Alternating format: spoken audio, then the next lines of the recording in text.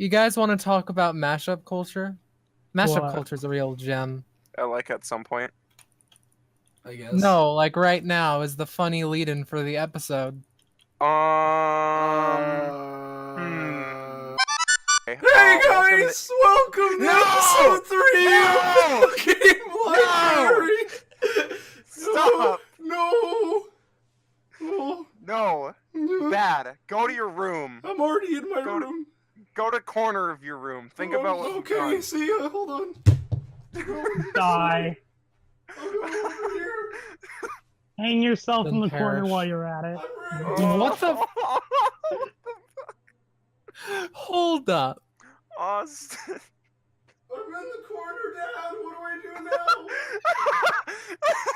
do now? Come back. We need Okay. you. We need you, son. That was my timeout. Alright, I'm back. Alright, anyway, welcome to Game Library, a show where we talk about news stuff and then also a game sometimes. As in every Hi. time. That's our gimmick. Whoa. We have a Whoa. guest, by the way. A guest who will probably be on pretty frequently, but you know, But a guest. a guest Yeah. nonetheless. Do you want to Do you want to Yeah. introduce yourself, guest? Do you want to Hi. introduce person that I beat on Zanza's map? I see. On what? Oh. Looks like Ooh, someone right, didn't right. listen to the first episode of Game Library despite being on it on the third. It's a giant Yeah. conspiracy. Anyway, Dream, It's introduce almost yourself. like I got this fucking laptop to use like 2 days ago, and I've been having more important things to do. Anyway, hi, I'm Dream. Anything else? Yeah. All right, he's. Where are some places and some things that people could have seen you on? He's the DB, fucking disaster on a Stargazers. I'm trying to curse. disaster bubble wrap boy on Stargazers. You might have also seen me on DBA, Fine Dining. Plenty of selections of Austin's embarrassing prepubescent Smash videos on his channel. Yeah. Of course. The worst part is that he's not necessarily wrong about that. It was like beginning of puberty. It was before this man tainted me to say fuck a lot, so Yeah, no, I getcha. when Matt first introduced him to me, Bryce, Star, and the rest, he didn't curse. Ever. He Zanza, curses often. well, yeah, no, I didn't curse ever, and I made it a point that, like, you know, I don't use curses because they're not necessary. And then, like, the first year, it's like, yeah, I'm still like that. And then, like, a couple years went by, and now I'm me. So, listen, Zanza and a certain friend of his have changed me into the cursing fucker that I am today. In the same way, yeah. I don't like. You had a policy not to curse, and then I'm just like, no. well, I feel like And in then the you Austin, ruined it. I You feel like forced in me the to grow up. in the Austin and Sylvia case, though, I feel like it's not that we corrupted them to cursing. It's just that their lives weren't horrible yet, and then once their lives got horrible and they saw No, that you do not understand how Okay. horrible. Is it Then time to talk about maybe- our troubled maybe pasts? at least in Austin's case, his life got horrible, and then saw how we cursed to vent, and was like, "Well, fuck, why don't I fucking try?" no, that? I think it was, I mean, if you're asking me, the person that does, I think it was mainly not peer pressure, but just like, you know, a lot of people that I hang out with and that I think funny say like shit and damn and fuck and other words a lot, and like I don't really like Shadow the Hedgehog. yeah, like Shadow the Hedgehog, role model, like my role model, Shadow the Hedgehog. So there's no reason not to. But yeah, but That's why I did it. anyway, that I'm was just imagining the one shadow picture of the statue holding the gun, except Austin's under it. I mean, I would do that. Again, I'm fully waiting for Shadow to be revealed as an Echo Fighter in Smash Ultimate because, yeah. Do it, Austin. Say the F word. Join the dark Pull side. the trigger, Piglet. Come on, Piglet. Anyway, Yeah, so that was our intro to the podcast, I guess. If you're new Yeah, around, we our talked intro. about our history of cursing. yeah, if I you're, love the intro of Pull the Trigger, Piglet. yeah, and now we're gonna pull the trigger on the rest of the podcast, and let it go with a And bang. just kill it. Yeah, well, that too. You might even say let it rip. Let it rip, Beyblade! Okay, so, if you're new to Game Library, first off, listen to the previous 2 episodes. They're pretty... Second off, we're sorry. Second off, we're sorry. Third off, if you don't feel like listening to the previous episodes, basically we That's talk okay. about gaming news, and then we each pick a game, different weeks, and the next episode after the person suggests it, which is usually around a week after. This time will be a little different case because I'm going to be pretty busy in the upcoming week. But then the next podcast will talk about the game that was suggested the previous podcast. So if you want to play along and know the game, then yeah, we'll suggest it at the end of this podcast. And I believe that's in stream is our little special guest here. He's going to suggest the game for next time, and it'll be on next. Yeah, well, I mean, I guess you could just say it now. Thanks for spoiling it. Just wait till the end of the podcast. But In post, censor that out. yeah, exactly. I'll censor it. Perfect. I would like to apologize for not watching the previous 2 episodes. If I had the chance, I would have. Yeah. Oh, I know exactly what I'm gonna do to censor it, so we'll be all good. Anyway. Oh, great. Anyway. Oh, no. Anyway. That sounds bad. That sounds worse. Anyway. So yeah, but for the first half of the podcast, we're gonna talk about gaming news and whatever other news I guess we want to talk about. Predominantly gaming, but I don't know. Just looking at our list of topics here, some of them may not be gaming. I don't know what you're talking about. I don't know. Gaming-related. These are all great. My favorite is the second to last one. Yeah, I know that these aren't on the list, but these are both really brief. So if we want to start off with some quick Nintendo related news, because in both episodes thus far and everything, like Smash has been a big thing, and I know Dream would love to talk about this particular thing. Yeah, fuck you. But there's gonna be there's been rumors going around in up-tidings by various internet personalities and otherwise, with all these rumors about Skull Kid being the next like newcomer, or just a newcomer for Smash Ultimate, whether it's the chairs behind Sakurai that are the colors of Tattle and Tail, as well as the pillows behind him looking like Skull Kid's clothes, or like Skull Kid being a popular character, or is a Sith trophy? Yeah, or is the Sith trophy isn't there, but the moon's there. A lot of people are thinking that Skull Kid's gonna be the next playable character, and I know that's something that Dream would probably like to talk about. Yeah. That's terrifying. It's like subliminal messaging in the background. Sakurai's trying to brainwash us. Yeah, no, the best. On one hand, the majority of myself believes that that's bullshit because fucking come on, that shit is stupid. On the other hand, maybe because Sakurai goes into a different room to record those direct videos each and every time, and some of the rooms that he has gone into have been references to characters that would later be revealed. Kinda. Oh, like what? Kinda has been relevant. So, do I believe it? No. But there's part of me that's like, maybe? Yeah. The thing that Dream was talking about was that in the E3 presentation, behind Sakurai, you can see a lot of wood, a lot of green color scheme things, a rope ladder, and a barrel, which are leading people to believe, hey, this is foreshadowing K. Rool. But people don't know for sure.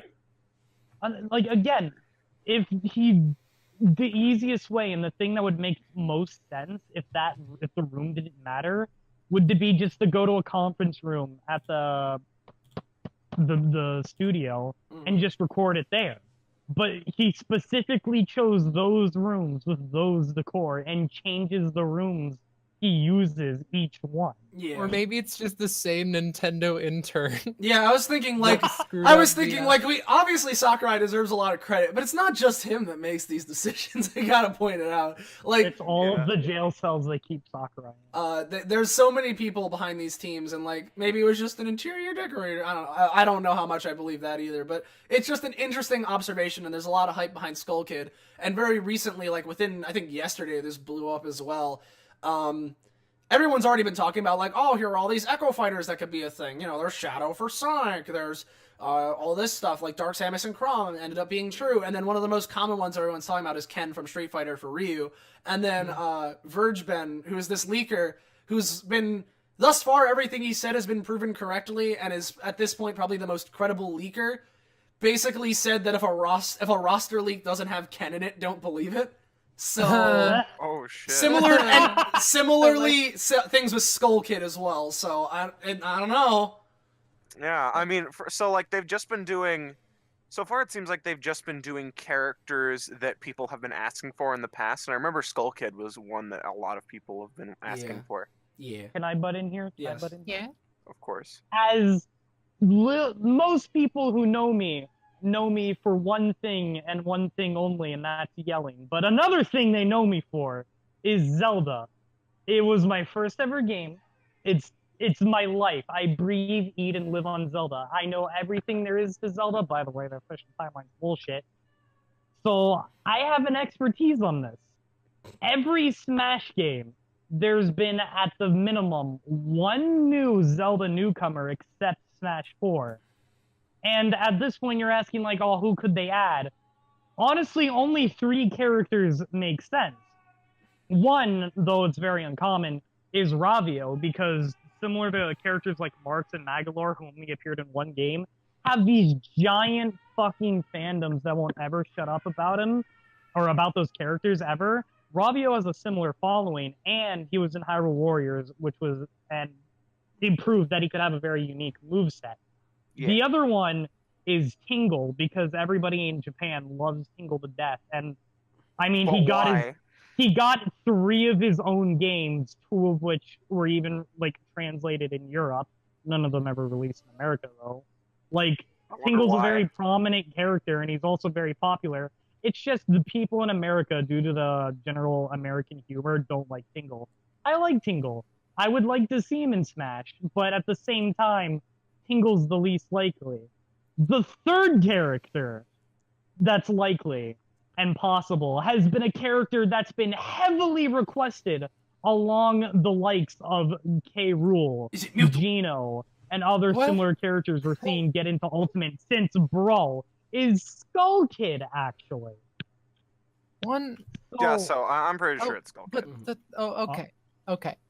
Question. Yes. You say that those are the only 3 possibilities? Well, he dropped, right, so... He died. Well, you just opened the conspiracy. He died. It's fucking like... Yeah, he dropped...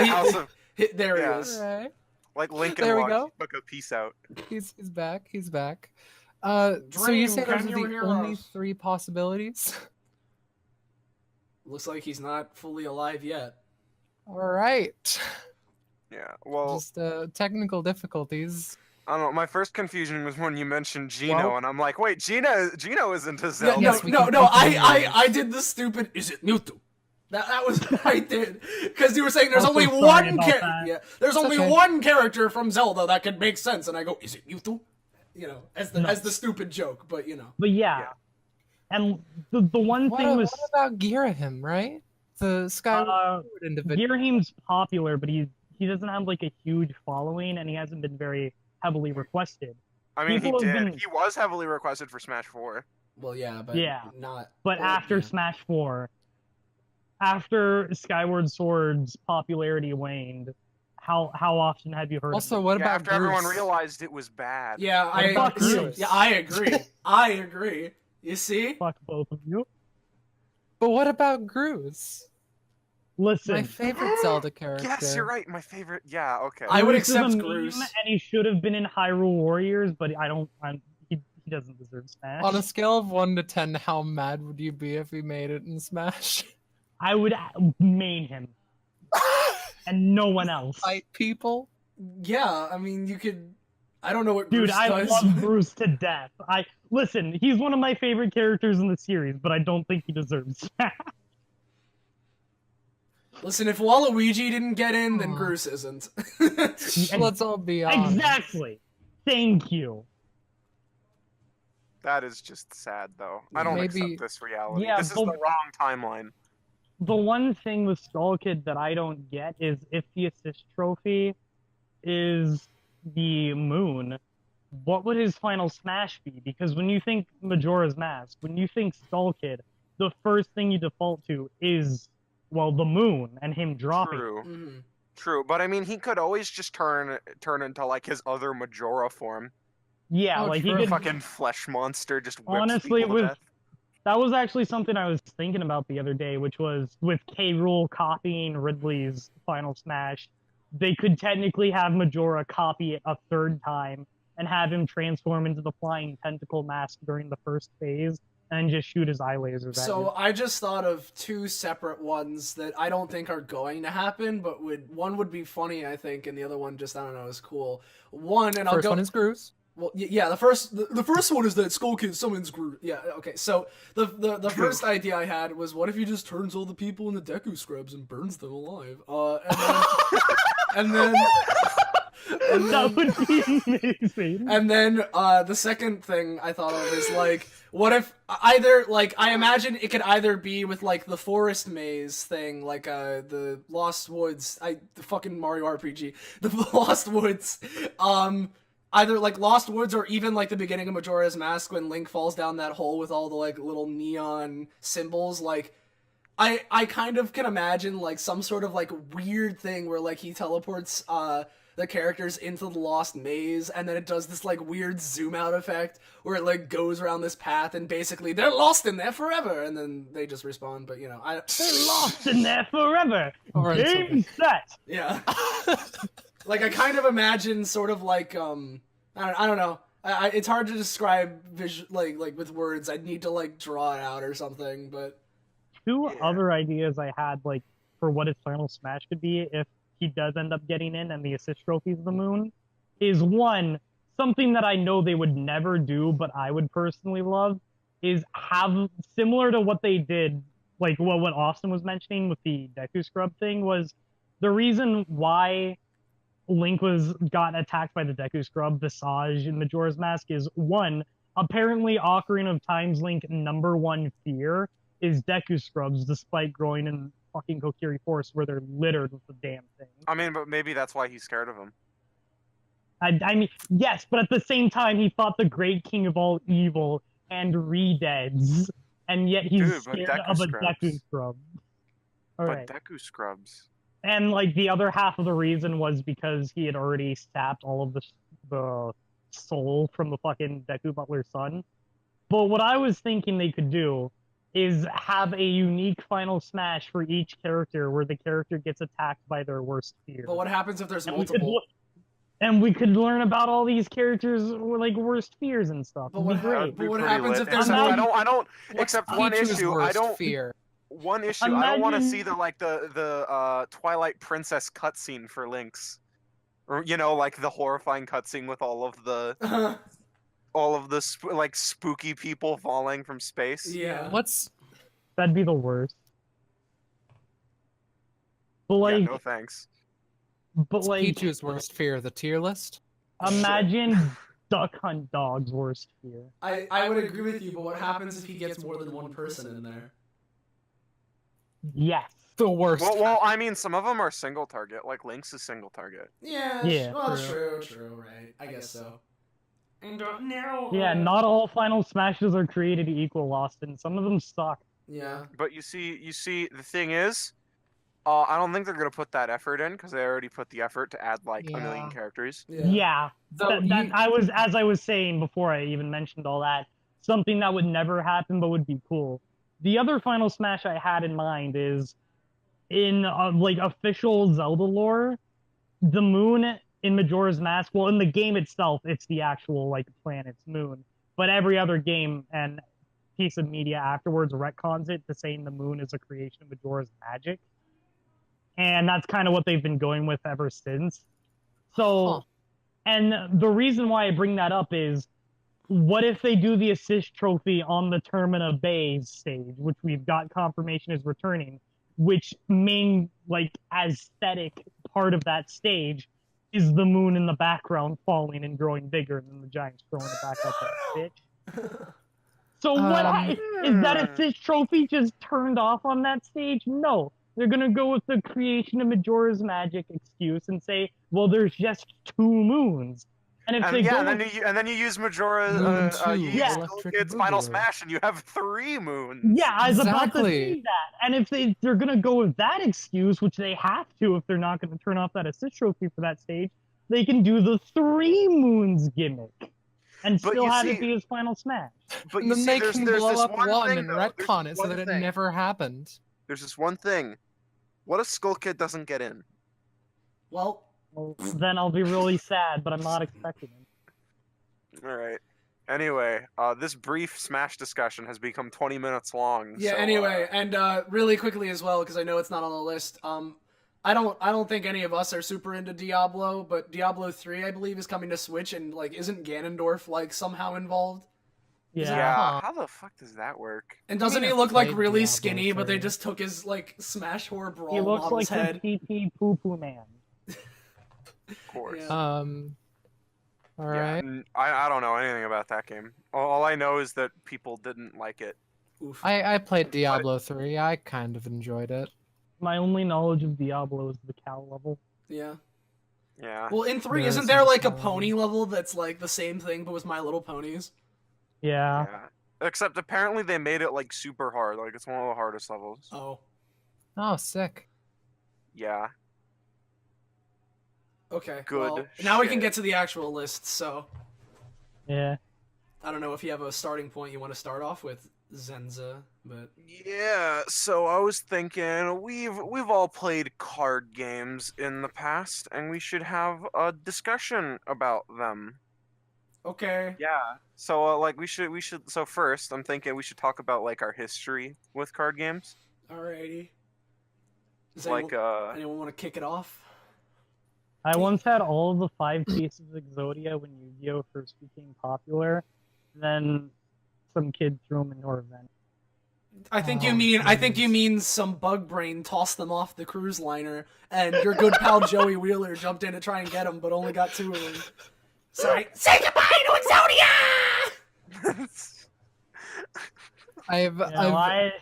That's Is- my isn't- history. As an interesting small meme, I've been contemplating doing a card game campaign where everyone has one. Like, you can choose the stats, but everyone's trust stat is like -10, so you just don't know how to not make. Like, can I see that $1 million gem? You're just such a nice guy. Sure. nice. All right. Well, all right. I So think then I'll can start just off. make stupid plot points. Yes. So yes. Zanza shall start off. Ignore, cut that out. Well, now I'm Just keeping it in. remove it. Now I'm keeping it in. Shit. So my history with card games is like a while back. I decided to just get into Magic the Gathering, and that's the only real card game I've ever like played. Like I tried to get into like Pokemon, but I didn't understand the rules because I have bad brain. But so I played Magic for quite a while, but I never had the money to really build any good decks, so I just threw garbage together and like played against other people who threw garbage together, and it was a pretty good time. But now that I've like gotten older and I know how to play the game, I'm like, no, I don't want to play it like that. So I've been I've been playing Magic the Gathering mostly online since then. Hmm. But I feel like, and I feel like this is true with most games. I end up like talking about it and thinking about it a lot more than I actually play it. Yeah. I But, get that. But in Magic the Gathering, are they gathering something, or is it a gathering of magic? They That's gather Yeah. the magic of the 7 Dragon Balls and wish for Senron. Yeah. shit. You're right. No, you Wait, if gather you the already power- had the 7 Dragon Balls, why would you wish for Shenron? He's already there. It's like, Shit, you're right. it's like wishing for another genie. Yeah, no, yeah, it's like the one joke where it's like, all right, you have rubbed the genie's lamp. Now you get one wish. I want to be your friend. And then Shenron just I- becomes a chill dude. Yeah. Cracking he open he a comes cold over to your one with house the on Shenron. weekends, eat pizza. Yeah. You know. I have a lot of Can I speak? Or No. all right. Yeah. No, Yeah. Silence. Yeah. Go to the corner. Silence, wench. Now I have to go to the corner. Oh. No, don't speak. So I have a history of card games and mostly all Magic the Gathering. I got into Pokemon for a bit, but also there was this one kid at my school who was a hecko and was like, "Here, pay me $10 for this awful card." Did you know any better? Did you take up the offer? I took up the offer. That's neither Sylvia. here nor there. Were you dealing with criminals? Yes, I would On not the suppose- black market. The black market for Pokemon cards. Yes. Yeah, that Don't you know? drifting's gotta come from somewhere. Don't you know? Vibrava's very illegal. I'll sell you my Uh, kidney for a fucking Driflin. Exactly. Okay. So anyway, the main game that I have played is Magic the Gathering, which I have many memories of. The primary mode that I played was one called Commander, where you have 100 card decks of no more than one card of each. Each Like name you usually- can have duplicates. Yeah, usually you can put 4 in, but unless the card explicitly says like you can have as many of this card, you just can only have one. Which is intriguing, and I enjoy playing it because the other thing that it introduces is you can have one creature that you more or less can summon at any time if you have the resources, and you can just base it around that creature, and it's a lot of fun. Though something that I very much remember from my childhood is at high school they had like a club for playing Magic, which Zanza was actually in for a time. Interesting fact. Yeah. Uh, Again, I wasn't there for long because I didn't have money. And there was this one kid who I'll call Alex, and Alex was a legend. My father played Magic the Gathering, and he was very good at it and collected an interesting mountain, which is the basic card. Did he go to Egypt and get you the Millennium Puzzle? Of course No, he he did. didn't. Okay. 0 out of 10. Oof. But What an awful after- grandfather. but here's the do not insult my father, my friend. I'm sorry. He is a great man that I enjoy very much. That I'm you sorry. enjoy? I was going off of Austin's Yeah, no, joke it was a and she thought joke. It great. was merely a jest. It was all a trick. I deceived you. I'll call him Alex. Alex had a habit of showing up with the biggest decks. Like usually like a widely agreed upon consensus is that like 60 cards is where most decks should be anymore, and you're just kind of flooding your deck with meh cards unless it's Commander, which I again played. But he didn't play Commander and brought like 200 card decks. Maybe even more. You know. Yeah, horror stories. That shit, like you can't even grab it. He can't shuffle it. He just kind of piles them and yeah, then no, creates 200 card piles. Yeah, he had to like separate them in piles, and it's like you're supposed to play a deck, not your whole collection. It's pretty fucking funny. Yeah, that's the majority of experience that I've had with Magic. Yeah, so unlike these two jokers, I never played that Magic Gathering game or whatever. I'm much more familiar with a game called Duel Monsters, otherwise known as Yu-Gi-Oh! To the people of the regular that speak with normal voices. Speak the non-Brooklyns. Yeah. So, Yu-Gi-Oh was basically like the card game of my childhood. Very similar to Zanza. I tried to get into Pokemon cards when I was little, but it's like when I got Pokemon cards, I just wanted to play Pokemon the video games because it's like, well, what do you even do with them? But then, Yeah, what's this energy thing? yeah, I don't know, because I just wanted the Pokemon. I didn't care about the energy. Like, what? You open up a pack and it has, like, 2 fire energy. You open up a pack, you wanted Charizard, not what Charizard spits out. You know, you wanted... You didn't want Charizard juice. You didn't want Charizard juice, you wanted the full deal. You don't want like half a Charizard. You wanted the full deal. Nathan McSteel. Don't But want a Charizard wing. yeah, but the thing is that unlike with You need to Pokemon, collect all 5 pieces of Charizard Yeah. to create Charizard, the forbidden one. yeah, I summoned all 3 Blue Eyes White Dragons and the Charizard. But basically, for me, the whole thing was that like, but unlike Pokemon, the TV show, which was like, you know, everybody knows what the Pokemon anime is like, but Yu-Gi-Oh! In the anime is all like, hey, you know, it's the card game through and through, and it's all about being a card game. So when you get the cards in real life, so long as you watch the show, you know the rules. And if you've watched it like I did as a child with 4 kids, you know that sentence I said is complete bullshit, because no, you don't. But you think you know the rules because, you know, who would tell you different besides the people that actually know how to play and crush your dreams as a child. But basically, Yu-Gi-Oh! Was like a big thing for me growing up, specifically because of the anime, which I know is the same for a lot of people. Loved the original Yu-Gi-Oh! GX was my soul. I know the theme song very well for various reasons.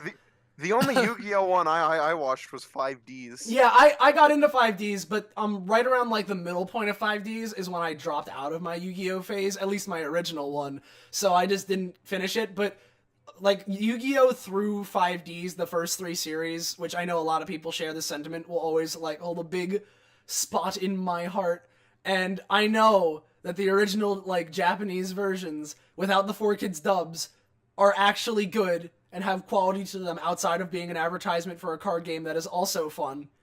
But I can't watch it without Brooklyn Joey Wheeler or all these other voices and Jaden Yuki sounding like the least enthusiastic about everything. I can't watch it. And without Jazz Princeton sounding like this, I can't watch it without it. It's just... Yeah, or without Evil Underwood. I can't fucking do it. And like half the characters voiced by Sam Riegel. And so it's just The other half is voiced by Sam Riegel in a wig. And so I mentioned before when I first got in my first Yu-Gi-Oh phase, and then very recently, because of like YouTube and just fucking around, I've gotten into Yu-Gi-Oh! Duel Links, which is a video game. Would you believe it? Talking about video games on this video game podcast, which is a video game version of Yu-Gi-Oh! That it's like basically Yu-Gi-Oh! Has a lot. Can go on for a little bit. You have like 5 monster slots, 5 spell card and trap card slots. You got all this stuff. Duel Links shortens and sweets it up. It doesn't have any of like the new summon types that like it doesn't have synchro summons from 5Ds or anything onward. It's just kind of the original basic stuff for the most part, and you only have 3 monsters you can summon or 3 spell or trap cards. It's like a smaller version of Yu-Gi-Oh, and it's very fast paced, and I think it's very fun for the most part, unless you're fighting for higher decks.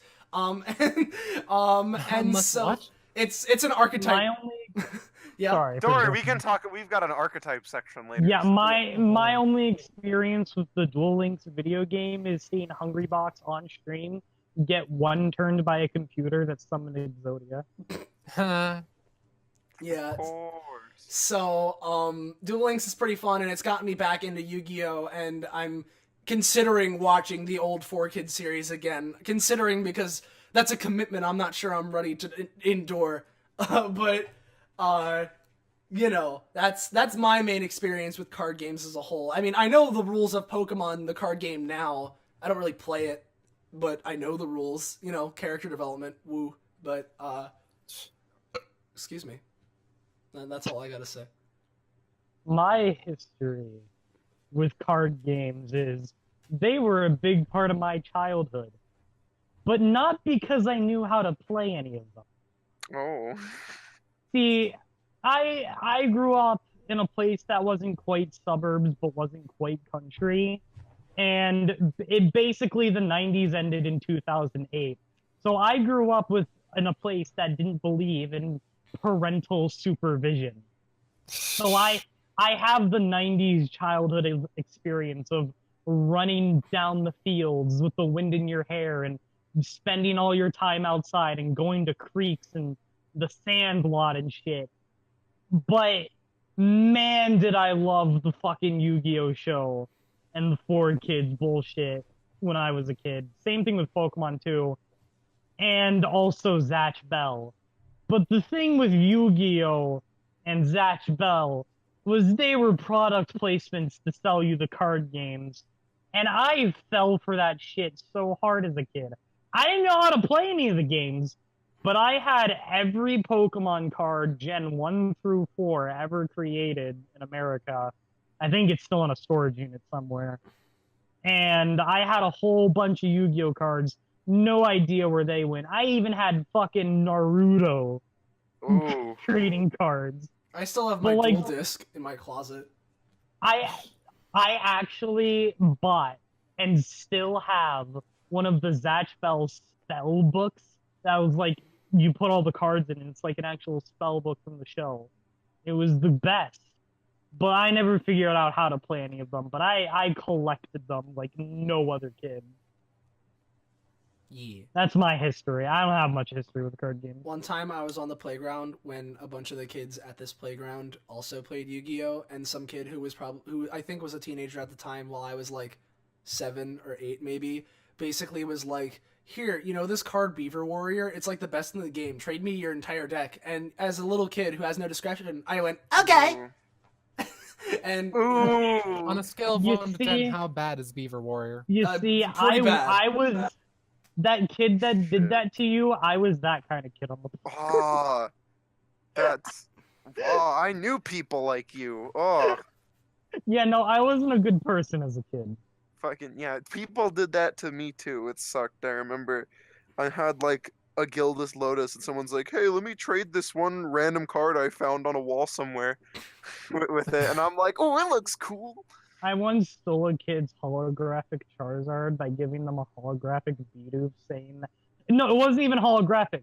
It was just one of the... You know how there's like 2 versions of every Pokemon card? yeah. It was one of the alternate versions of Bidoof, and I was like, hey, this is a one of a kind. You see, do you have this kind of Bidoof card? He's like, no. I'm like, it's one of a kind. It's worth a lot of money. I'll give it to you for your holographic Charizard.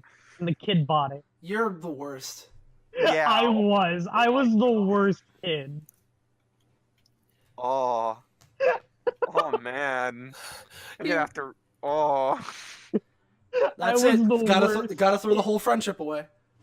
Yeah. Yeah. Gotta burn it all.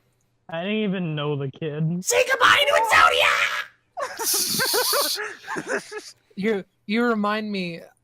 I may have mentioned this. The only reason that I enjoyed Pokemon cards remotely is because I found the art on most of them neat.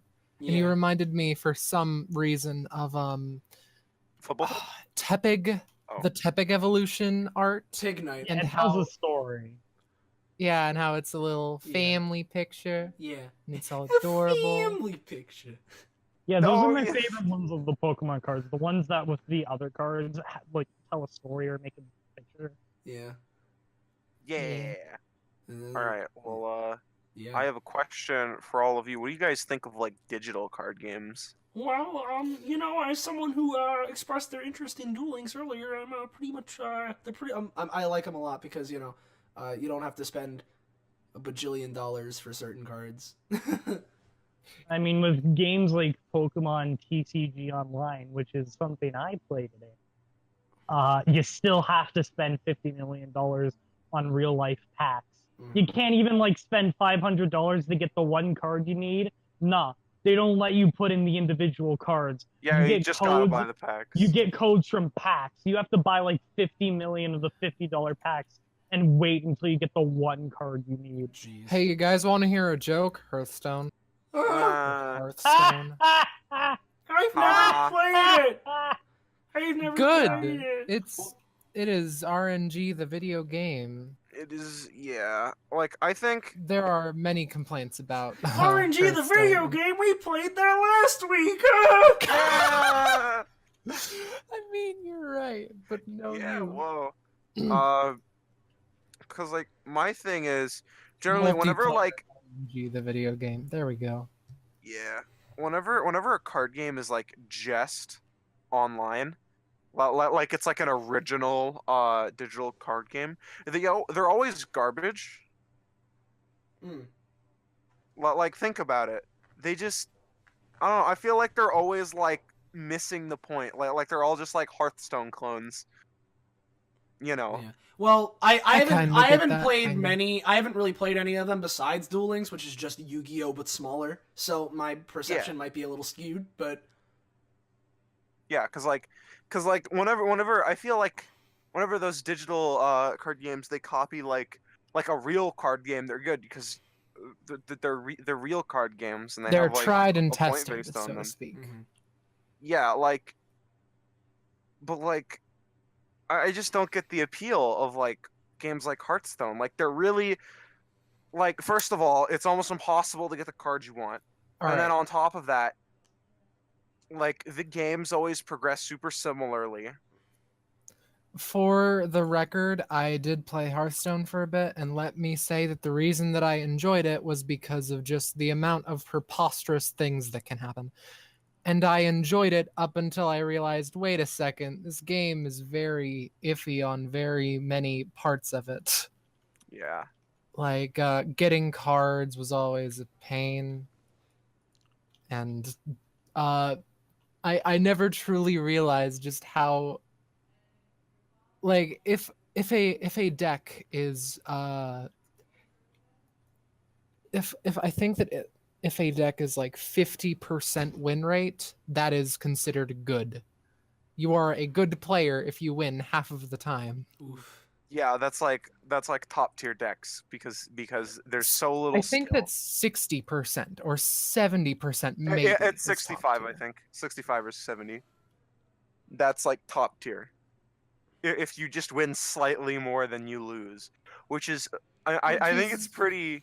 I think it pretty surely clears, you know, why they're kind of. I'm sure that some people enjoy that, and that's perfectly okay. Yeah. It's just that I don't. I don't know. I feel like all the digital But card I don't games wanna just kind play of get Gods away of with the War fact on that like card, okay. yeah. I think they just kind of get away on the fact that like you can technically start for free and people can just like play quick games on their phone while they're like on a bus or something. And Mhm. because of that, no one really looks at them and realizes, wow, this game's really bad, you know? To actually add on to that, I think it's a whole thing with the whole mobile gaming market. Whereas mobile gaming, like with like phones and stuff and like Hearthstone and similar ass things like the App Store, it's made for people who don't really play video games, who want something to do to kill time while they're waiting for something. Whereas the rest of us who actually play video games and realize there's quality to them, realize that those kinds of stuff ain't good. Yeah. Well, I mean, some can, but it's like it's a dime a dozen. Yeah. I generally don't like them. I don't think I have a single mobile game on my phone because like they're just I'd rather download meme pictures. I got Fire Emblem Heroes, but then I didn't get the summer version of my wife, so I stopped playing. Good. Yeah, I feel like that was goes straight into the out of context chat. that was a Disney adventure meme. Yeah, Austin trying to get his wife to come home. yeah. It didn't happen. It didn't happen. didn't I have her regular version and I have her bride version. Why but do you have my future in a video game? Oof! Yikes! On the plus side, Austin caught lots of virtual Pokemon in Pokemon Go. Yeah, never to be used again. I mean, maybe actually now because I'm moving, but I don't. Yeah, okay. Anyway. Yeah. And then one last thing, Yeah. I kind of want to say on digital card games, I don't. Does anyone else like prefer just like holding the cards physically? Yeah, and I do. playing with Yeah. them? Yes. Yeah, I definitely get There's a that. charm to it. Like there's a Yeah. charm to playing an original like Super Nintendo on a CRT as opposed to like an emulated version. Yeah, it's like There's an undeniable charm and allure to it that you just can't replicate. yeah, and like on top of that, if you're like playing with like paper cards, like there's like a person in front of you, and you know you can tell them to fuck off. You know, Yeah. Yeah. you can watch them cry in agony. I mean, in Yu-Gi-Oh! Duel Links, you can have your character taunt by saying things like, "You'll wander the Shadow Realm forever!" Or have Joey say, "You'll be washed up in around, if my math is right, 11 turns!" You You're a third-rate like- dueler with a fourth-rate deck. That is he one of the said to taunts. 3-year-old. Oh Yeah. my god. Yeah. Fucking I love it. Kaiba I love destroying one small rate. children. Yeah. One rate for no. every year. That's the best part of Duel Links. You can fight a literal, like, 8-year-old girl as Seto Kaiba and use that taunt. My favorite thing really quickly with Kaiba, really quickly that I love about him, right? Like in the beginning of the series, and like in the first besides that, in the first episode, right? His whole thing is that he's a school student along with Yugi, but like by the end of the series, he's like a grown ass man, but like at least he looks like it. But Yugi's still like still the same age. Like Kaiba's like the most adult looking teenager. He's like a super villain. I don't know what you're talking about. What about Jotaro? Well, okay. My point is made it instantly invalid. I don't know, with Jotaro, I think I've gotten like numb to it at this point. Yeah, I get that. The fact that I am older than Jotaro was in Stardust Crusaders. Oh. Oh, that's just it's weird. Yeah. Huh. Yeah. All right. And I guess if we're talking about He card games, started this series in jail. Continue. oh shit, he's been in jail already. But yeah, You'll ever guess- just have those dreams where you're worried you're going to jail, then you wake up and you're like, sweet. And you wake Not up and you're going like, to prison shit, I'd for have a life." better living situation. if I failed." oh. Yeah. Well, Sorry, memes aside. I think we should finish up with like some of our favorite cards or like deck archetypes, and maybe I don't some know, man. stories of cool stuff. I don't that's know, happened. this stolen Charizard's pretty good. Yeah, fucking. How could you? Do you have no soul? I was a horrible kid. Fucking.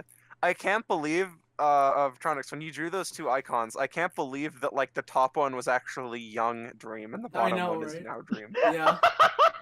Yeah, you think it'd be the other way around. Yeah, for some of you in the podcast, you're seeing Dream's icon that I drew. It's like a little bat guy that's screaming. There's another one that I drew that was like, Dream's like, maybe if you can incorporate something with like an 80s or 90s era guitar. And I go, all right, I'll make it really sharp and pointy. And it wasn't a guitar.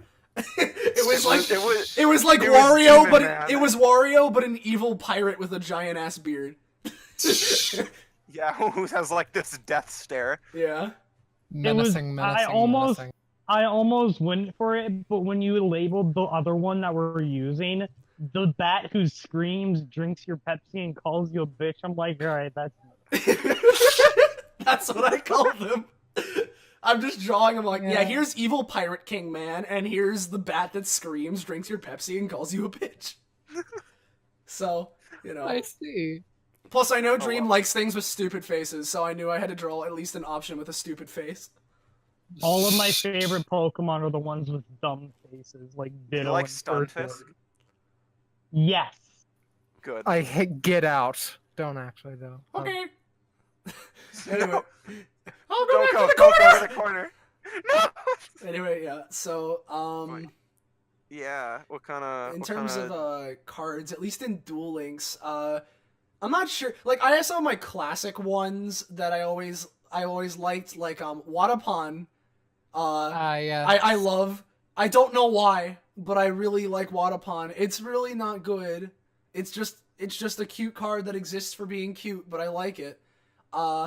And similarly, there was like a Yu-Gi-Oh! DS game I used to have. It was based off GX, right? And you could have like your spirit monster, like how they have in GX.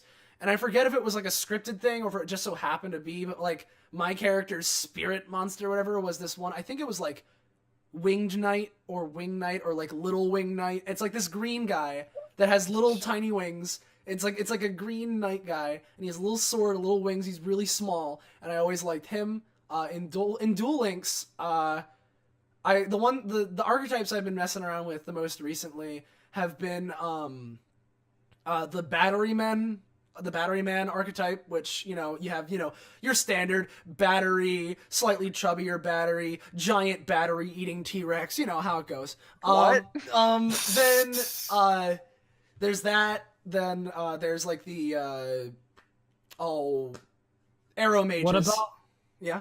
What about the Yu-Gi-Oh cards that have like the lady getting the cursed sphere, the cursed book? Then she gets a scolding, and then she drinks from the cursed chalice and becomes a fucking sucker.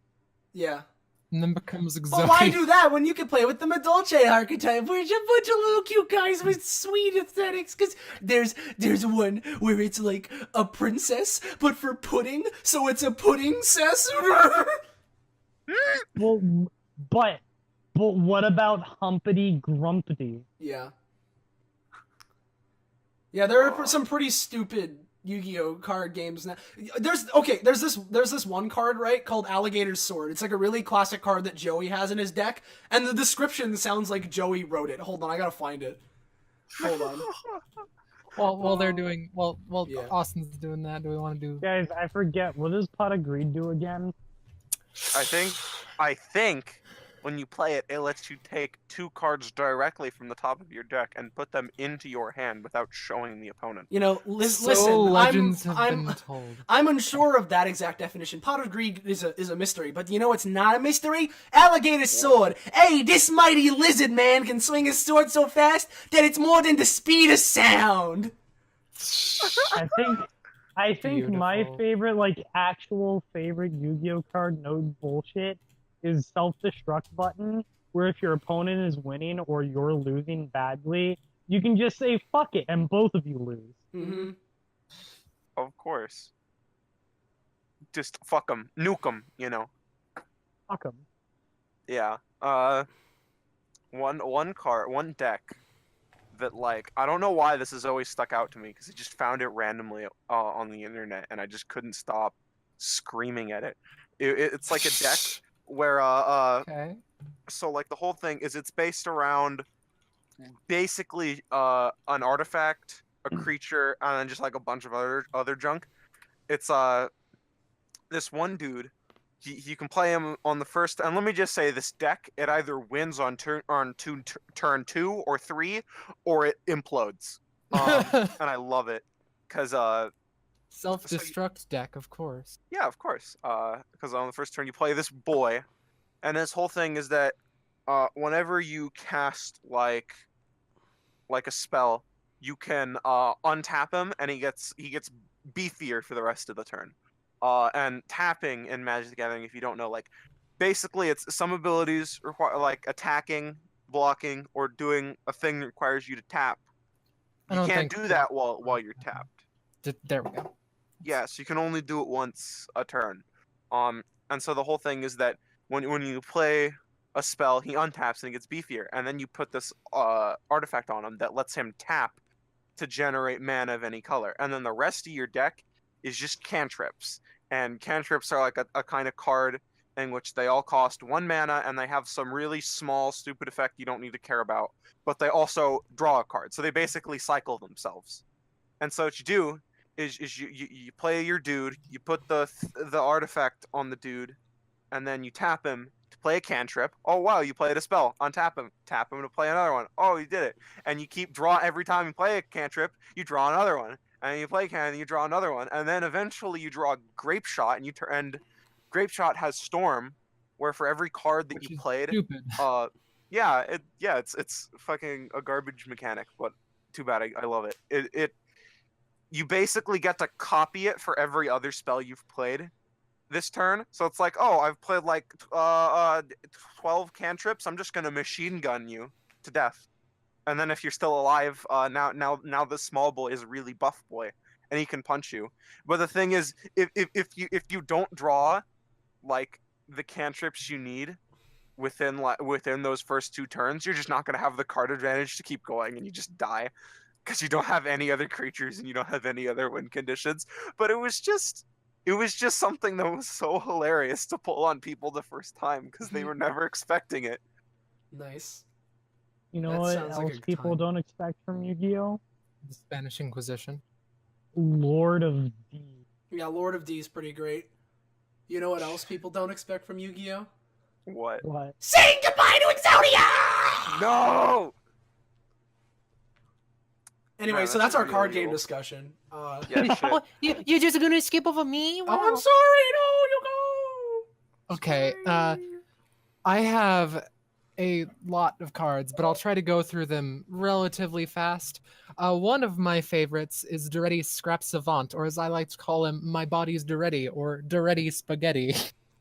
Of course, of course. I have many names for this individual. And the interesting thing with him, I tend to play with artifacts, which are just a card type. And he abuses artifacts to the nth degree because more or less every turn he can put artifacts into the graveyard and then with another one of his abilities bring them back.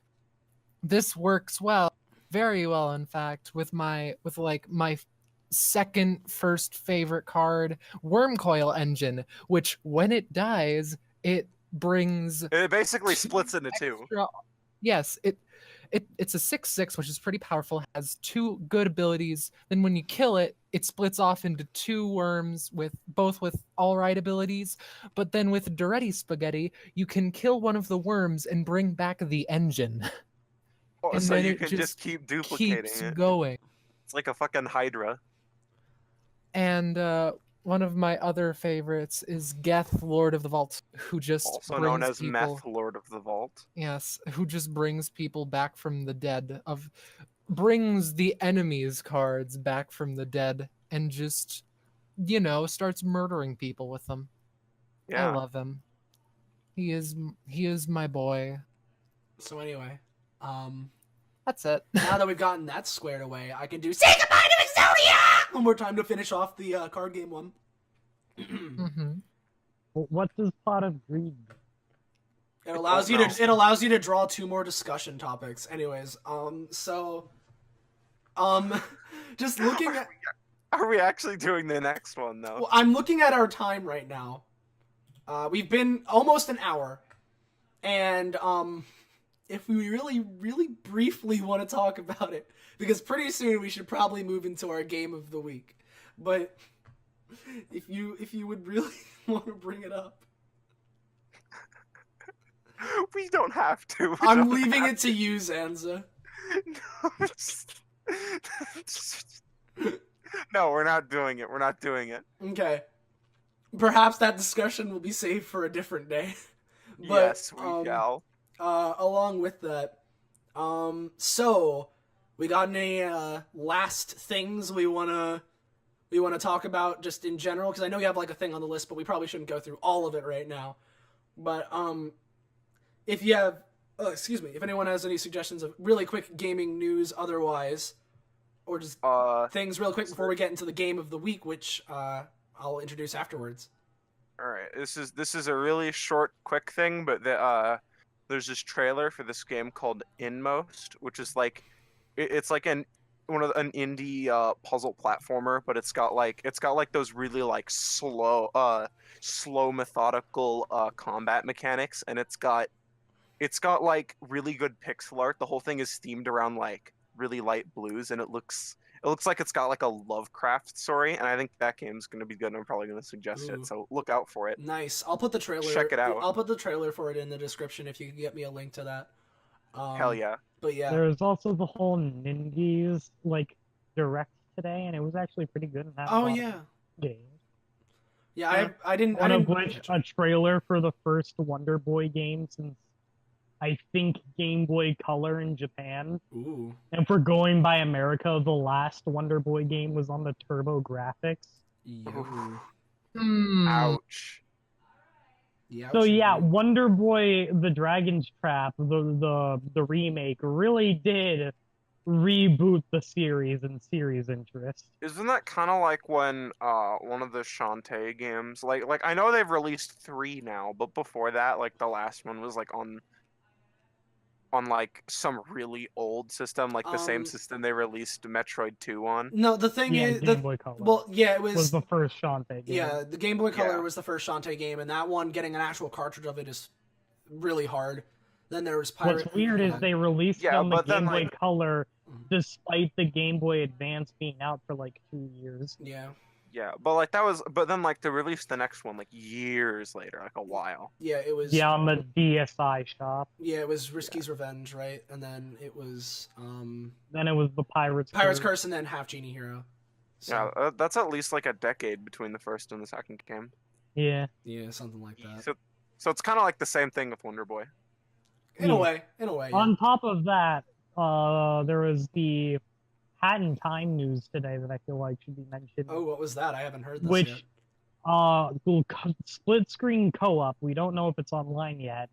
Nintendo's Switch release, and the new Seal the Deal DLC with a new chapter where it's a bunch of seals on a boat, and a new contract thing with the Snatcher, which Ooh. basically makes the game, the entire game, every level, the difficulty of a Mario Kaizo hack that has no concern for the player's happiness. Good. Which I am looking forward to playing and completing. There's 8 million contract side quests now. That's perfect for me because I don't care about myself. I know. And a whole bunch of other stuff. Plus, again, like a Nintendo Switch release. Mm-hmm. That sounds really good. And actually, mentioning of Hat in Time leads very well into our game of the week. So I guess we'll get into it now. So first off, because we forgot to mention it immediately the last time, but in case you couldn't tell, spoilers if you care about the stories of the story of this upcoming game or anything of the upcoming game, because I feel like it is a game that's best experienced blind. Yeah, it is. Yeah. But basically, if you haven't played the game yet and you want to and not be spoiled by anything, pause this, play through the entirety of the game, and come back. And that game of this week is Psychonauts, which I suggested last time. And before we get into history, before we get into our general thoughts, we should describe the game. Yes. So just describing the game, what it is, and then quickly getting into a little bit of the history, because I researched this. So the game is a very PS2 era 3D platformer, and it's one of those where it's a 3D platformer where, double jump kind of a deal, a lot of collectibles all over the level. The main thing is obviously there's a point A and a point B and weird objectives to solve, but there's these collectibles all the way, and if you want the full experience, hey, try and get all the 100%, and getting all these collectibles will unlock different upgrades, and there's a hub world and all this stuff. It's a very PS2 feeling platformer. So Actually, and that's not it was originally released on the original Xbox. And I was getting to that later. I was getting to that, but I'm just saying that the way the game feels, it feels like a very PS2 era game. Because that's not necessarily a bad thing. It's not a bad thing, because, it's within that era. While, yes, as Dream was alluding to, Psychonauts has a very interesting development period, because the original idea came from, I'm blanking on the guy's name, but I think it's Tim Schafer or something like that. I feel kind of famous. Maybe. But the whole thing with him is that he worked at LucasArts, and he helped and did things with games like Grim Fandango, which is another cult classic. Then there was a game they were making at LucasArts called Full Throttle, where basically they had an idea. It was a point-and-click adventure game, and they had an idea where there was going to be a segment of the game where the main character was basically going to go on a drug trip and travel into his own mind. And they're like, all right, well, this doesn't fit in the game, but what if we made a game out of that? And so they basically... It was a drug trip? That was the original idea. Great. And so this paints the game in a whole new light. And so they started was the drug trip later reworked into the Milkman? Probably. But it's actually really funny. I'll get into Milkman stuff later because I have some trivia about that too. There's trivia about the Milkman? Yes. Such trivia as his milk being delicious. So the whole thing is that then I believe his name is Tim Schafer. If his name, I'll look it up after. I could look it up. I'm gonna look it up right now, really quickly, while I'm talking about this. But basically, they eventually, once they left LucasArts, they decided, hey, let's take this concept that they had. Yes, Tim Schafer, the director. I was right. I remembered it. And so the whole deal is that they eventually, they were They started developing it while they were still at LucasArts, and it was around this time, actually, they were deciding like, hey, let's name the main character Raz, and the reason why was because there was a programmer on their team who had on the LucasArts team whose name was Raz, and it was a little in joke, and then Raz joined the team of Psychonauts, so it got really confusing. So one of the other staff members was like, what if we name him Rasputin instead? What if we combine the two of them? And that's why his name is Rasputin. So that's a little trivia behind his name, at least according to my research. At that point, Psychonauts was being developed. Eventually, they kind of broke off from LucasArts and became Double Fine, and this is their Double Fine's premiere game. As Dream was saying originally, it was originally meant to be developed as an Xbox exclusive game to kind of kick off the platform and be this huge thing. Long story short, a lot of development hell, and it was not. It was like really late, and they lost their deal with Microsoft. But eventually, sorry about that. Eventually, instead of Microsoft, they got it published by Majesco Entertainment, and that helped them get the game through. And after many years of working, I believe it was like around a 4 or 5 year development cycle, they eventually got it out, and they, I think it was a year later, got it ported to the PS2.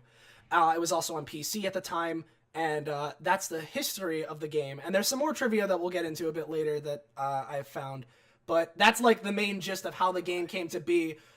Fun fact about it, it sold like absolute horse shit when it came out. Yeah, like most cult classics, Earthbound being the first one to come to mind. Like most games with cult followings, sold horrible at release. And then people realized, wait, this is good. Well, yeah, no, it was really funny. There was this statistic I found where within the first year of the 2011 re-release, which is the version that we played actually, within the first year of that being out, they like did stuff where they like put it in a humble bundle. Within the first year of that being released, it sold more than the original Psychonauts had like sold throughout its entire lifespan. So. Yeah. In the span of a month? No, in a span of a year. Oh, okay. So I mean, I wouldn't be surprised if it was in a month. Neither would I, honestly, with the numbers that I've seen. But yeah, point is, like it's a cult classic game, like Dream was saying. Sold like shit. People really liked it. Started getting a following. It was re-released, and now there's a sequel in development. So, hell yeah. Yeah. So now that we've described of what the game is and some history behind it, we can probably get into initial first impressions before we describe going through the game. Yeah. With our ratings. Yeah. So, I believe the way we've been doing is that we're starting off with the person that suggested the game. I mean, or should we? Okay, I mean, I can go first. So, thing is, similar to the way Zanza said it, but in a different way, because I don't want to. Because Zanza last episode was like, I'm not a negative person. And for me, the way it's been, I'm not. It's not what you're thinking. It's not what you're thinking. I'm not a negative person, but I give this. And then for me, it's kind of been the opposite, where like, I'm giving these games really high ratings, and then we talk about it. I'm like, I really suck at ratings. Let me just bring it back down because I don't know what it is. You're realizing things. I realize things. And I'm like, wow, I really didn't enjoy this, and so I gave stuff like Into the Breach and especially Gods Will Be Watching a much higher score that if I had just sat down and thought about it, I should say, I would give it a much lower. And I feel like part of that is because both of those games I completed or, did as much as I did, finishing like an hour before the podcast, so I didn't have much time to process everything. But Psychonauts this time, because, spoiler alert, I really fucking loved it. I played through it relatively quickly. And because of that, I've been able to sit down and actually analyze. Like, I was thinking to myself, I don't want to go out with like a bad score this time. I want to go out with what I feel for the most part. So I sat down and I thought about it. But unlike the previous ones, where once I actually thought about it, it's like, wow, I really didn't like this that much. I still love this, and I'm pretty confident, at least for my tastes, giving this like an 8 out of 10. Mm. There are some problems. There are some problems, but like 8, maybe 8.5, but I'm more comfortable with 8. All right. All right. So, should I go next? Sure. Or do one of you? All right. So my thing is, again, I should say that my rating system is different than most. I consider a 5 a neutral average experience. That's like, if I'm like, then it's a 5. And I'm gonna go ahead and say that I actually had a lot of trouble deciding what I was gonna score this game. I felt pretty conflicted, and I think part of that is just that I don't really like. I've played the Galaxy games, and I've played some games like that, but outside of that, I haven't really played that many 3D platformers. And I think this is the first like collectathon style 3D platformer I've ever played. Yeah. So it's not something I really. I'm just saying, don't take my my word as gospel here, but I think I'm gonna give it a 6, but a strong 6. Okay. Like I don't. There were some like pretty bad problems with it, but I think it was good. Yeah, no, there were some things, I will agree, but overall, as an overall experience, kind of going off your scale as well, I'm definitely in the like 8.5 range. Yeah. If I may go next, even though I'm a guest, simply because I would like to go off of what Zanza said. Now, I didn't play this game for the first time because I played it for the first time when I was like fucking 6. So I have a lot of history with the game. I really like it, and I really love games that have the kind of humor that like Psychonauts, Earthbound, WarioWare, that those kind of games, that kind of humor. But I'm kind of in the same area with Zanza, where I think it's pretty average. Like the start of the let me try to calm down and sort my thoughts here. The start of the game with the summer camp and all that stuff, and all then where it's like teaching, giving you all your abilities, and in between the levels, there's plenty of just stuff in the hub world to explore, and plenty of characters to just see interact. I think that first half of the game is a solid 8, as Austin was saying. But at the level that it starts to kind of get stale for me with is I forget what this lake monster's name was called. Lungfish? Really? That's lungfish. when it gets stale for you? Really? No, the level itself was hilarious and amazing, but it was so slow. It was really bothering, and I like get that. but like that part is still like I'd say that part of the game is a solid 7. Once you get to the evil lab place asylum, and you're in the second half of the game, that's when I'd give the game like a 6, period. Because in between these, like the levels, as amazing and as fun and as creative as all of them are, there's nothing in between to give you a breather or give you a break. All of the characters are mindless and gone. Like even the hub world of the lab is platforming. There's nothing to let you just stop and breathe, and like there's nothing to pace yourself with there. It's just level after level after level, and it can get exhausting.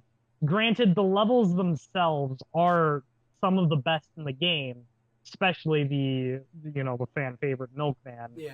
And I also really love the whole Mexican Libre theme, no matter the game. So that world, that was actually amazing. Yeah. But it gives you it gives barely any time for the humor outside of the levels to really let you enjoy it or to catch a break. So it becomes really exhausting and draining in the second half. So overall, I'd give the game a 6.5, maybe a 7 on a good day. But like the first half of the game with the summer camp, that's where I think the game truly shines. And All right. What about you, Sylvia? I, much like Dream, I have a part.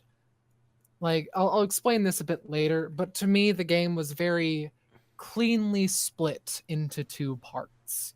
Yeah. The first half was good. I enjoyed it. I enjoyed the creative worlds, the interesting levels, etc. I enjoyed like the bits of story that you get.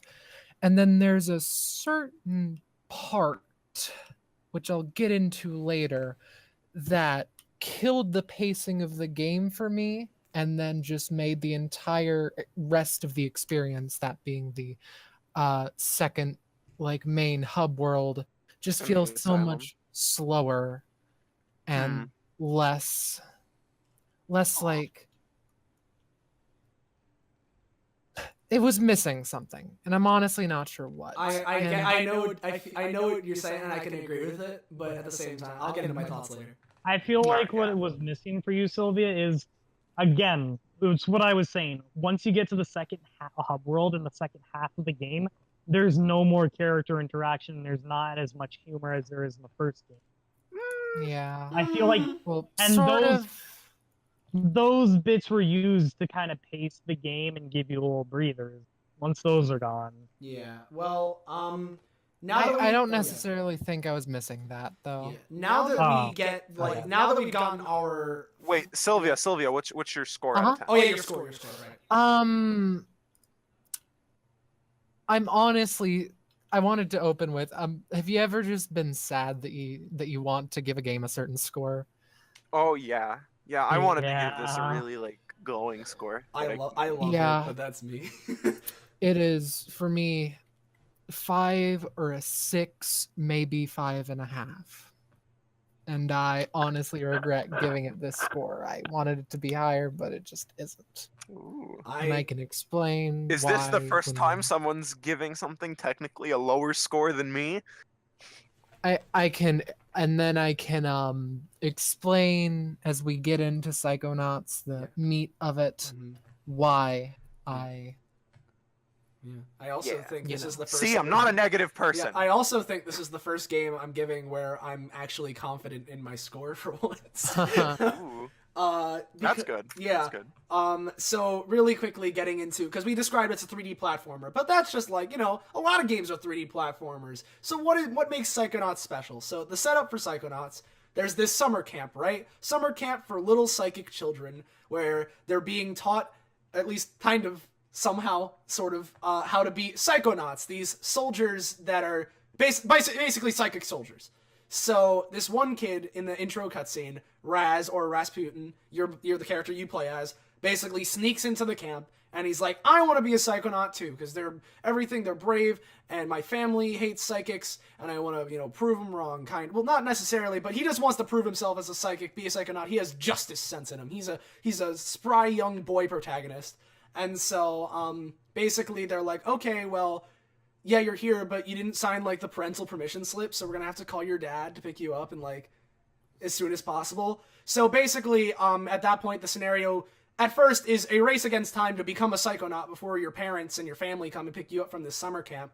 And it kind of starts through there, and the whole setup of the game is that you go into various people in the camp's minds, whether it be, like, camp counselors / teachers, or just various other people later on, and explore their minds to either better yourself as a Psychonaut, or later in the game, try and cure their, like, mental insecurities that they have. And the whole thing is, as kind of was being stated, at least definitely in the beginning, a mix between exploring the camp and this hub world, and upgrading yourself and finding these little, like new powers, and 3D platformer collectathon. And it's this mix that by the end of the game definitely starts to get rid of a lot of the hub worldly aspect and basically makes one level that have a bunch of mind levels within it. But,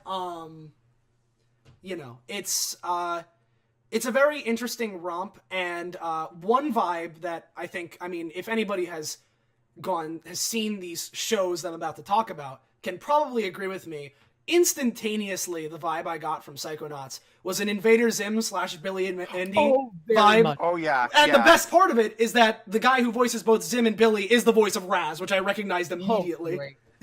Yeah. So he has a very discernible voice. Yeah. Kind of like Yuri Lowenthal. Yeah, and so I'm already feeling this Invader Zim, Grim Adventures of Billy and Mandy vibe, and the main character is voiced by the same guy as the main characters of those shows too. So it's like, it's bringing me right back to those shows, and I love those shows.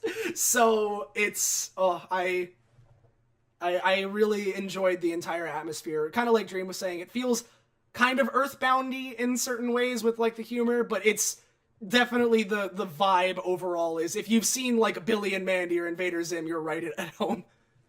Yeah, the humor and the kind of, like, story and characters definitely takes inspiration from Billy and Mandy, but the art style I feel is more Invader Zim. Yeah, definitely. Yeah. One yeah, thing, still has that like dark-ish edge, you know. Yeah, exactly. Yeah. Like one thing I felt is that the at art least in those style, things. at Continue, least sorry. when it was in the dream world, the art style worked really well, but I felt like it was kind of weird when like all of the really kind of fucked up proportions of everything were like in the real world.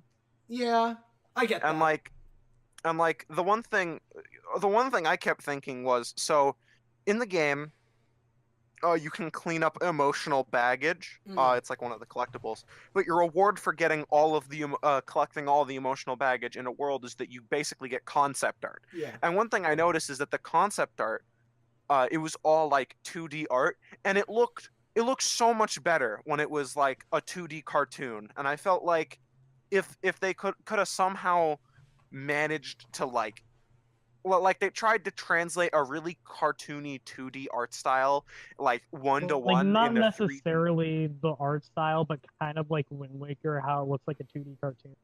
Yeah, kinda. I just felt like they tried to translate designs that worked in 2D straight to 3D, and it wasn't bad. I'm not saying the game is like unlookable, but Mhm. uh Yeah, you no, know, yeah. it was a little bit of a rough transition. Yeah, no, I will agree that at first, definitely. And what's really striking is how the like FMV pre-rendered cutscenes are so very much so worse quality than the actual game itself too. Yeah. Yeah, because I'm pretty sure the pre-rendered cutscenes, They just scaled them up. yeah, yeah, Mhm. but like they could just improve the actual game engine itself when they re-released it, Yeah. So and your computer can run it better. Yeah. exactly. But it definitely has a very kind of like some of the characters look kind of gross kind of feel, which is like I don't know. It's there are some like things that are similar. I'm not sure how I And- feel about a lot of that, but a lot of the designs are very quirky and I like it, especially in like Zanza was saying in 2D. It's very very cool as well, like with the concept art. Yeah. And I feel like the weird humans also lends to the Invader Zim vibe. Yeah. Oh yeah, everyone looks Mhm. kind of fucked up. Yeah. Uh-huh. Special shout outs going to Bobby Zilch. Yeah. Nah, nah, nah, nah, nah, nah. Yeah. Right. But yeah, do we just sort of want to get started with like describing like some of the certain levels, or how do we Sure. Yeah, Okay. I think I kind of want to talk about like, let's go through what everyone's favorite levels were. Well, I Oh. think we can all agree on on On one that has to be mentioned. one that has to be mentioned. One but- that has to be mentioned, but I wouldn't say my favorite. yeah. No, I can understand that, but it still yeah. needs to be mentioned. But I think I can sure as shit tell you that the worst level is Meat Circus. okay. Here's the thing with Meat Circus that will be the difference between Dream and our experience. In the 2011 re-release, which the three of us played, they made Meat Circus easier. Oh. So Yeah, in the original game, it was basically the fucking PS2 era equivalent of Robotnik Land from Sonic Unleashed. Oh, God. And it was awful. Oh God. It was terrible. has the best music in the game though. That I will agree on. I'm gonna be honest. I didn't really care much for the music. I in this loved game. it. I don't know if It My seems favorite- kind I of loved it. like generic. Yeah, but My favorite generic song in the adventure-y. entire game was the Campgrounds theme. Mhm. I With really that harmonica. Yeah. I really liked the music personally. I think that really added a lot to each of the individual areas. Some of the songs got a little bit grating. Like the one that instantly pops out in my mind is the one for Sasha's Mind. It's just like okay, it's just Yeah. okay. But Yeah. yeah. We can probably if we can agree at least on a certain level that we can talk about, we've even kind of mentioned. Should we just sort of go from like beginning to end and describe each of the mind levels, or Actually, yeah, we could do that. We could do okay? that. So Which and will actually immediately show us an issue. The game takes for fucking ever to get through the tutorial. oh yeah, no, definitely. I think. Yeah. Like, I'm gonna say something here. You guys were talking about how you really liked the early game, but you thought it slowed down later and got kind of meh. I think the opposite. I think the game took way too long, like slowly going through the story and slowly introducing all of the mechanics. and like it only finally like let go and just let you play the game after the second half. I'm gonna stop you there, Jack, because my problem with the second half of the game isn't that it slows down, but it goes too fast. It doesn't give you enough breaks. But I will agree, basic braining takes way too long and has way too many stops. Yeah. Well, you say this, but I think basic braining was the best of the early stages. No, I agree. Oh. I agree entirely. I think. Oh yeah, no, I the tutorial bit. But the thing is, like, okay, so the first level, I guess we can get into it since we're talking about it. The first level, what happens is like, all right, you're Raz, you're here in this camp, right? Well, we have our basic braining, you know, instead of basic training, basic braining class, where you enter Coach Oleander, who is one of like the counselors there. He's like this military guy, you know, standard like imagine cartoon military guy. There you go. He's like that, and you enter his mind, and He also looks like a sweet potato. he does Continue. look like a sweet potato. But you enter his mind, and basically the whole thing takes the form of a giant war ground where these little kids are being trained and blown up, and all of this stuff, and it's pretty great. The level opens up with you going in with this other kid, and Oleander's like, he's on like a projector, and he goes, "All right, kid, this is your basic braining. Now, come on, punch me." And so you can just stand there, and he keeps saying, "Come on, one of you do it." And then if you talk to the other kid, he's like, and Raz is like, "Hey, are you gonna punch him?" "No way, man. No." It's just you gotta do it. And if you look around, you see like the "I want you" posters, but with Oleander on it, and it's like all these little things, and it's really great. Yeah, if there's anything the game does well, is the design of the world. Oh is yeah, great. yeah. Dude, I love Coach Oleander so much. Yeah, he's pretty great. My name starts with a D. Oh, actually, fun little trivia fact. The reason why that's a thing is that before I told the whole story with Raz, before that he had like some other concept name that started with a D, so it's a reference to that.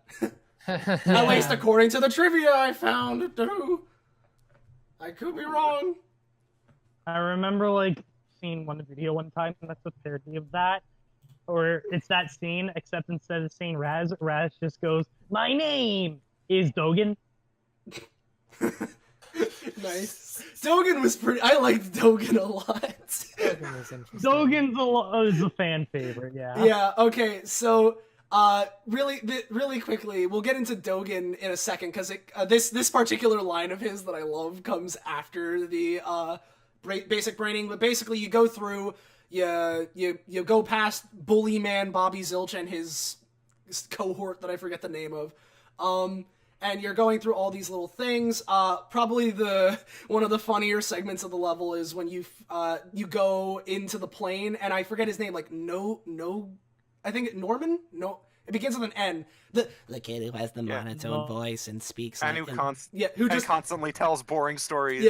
Yeah. So you walk into this plane, right? And you're just like, well, what do you do? And he's just in the background telling this story, like, so first we went to the left, then we went to the right, then there were a pack of squirrels, then we went to the right, then we went to the right. And it's like copy pasted lines that they just assemble in a random order to go on forever, which comes back later and probably one of the best characters in the entire game.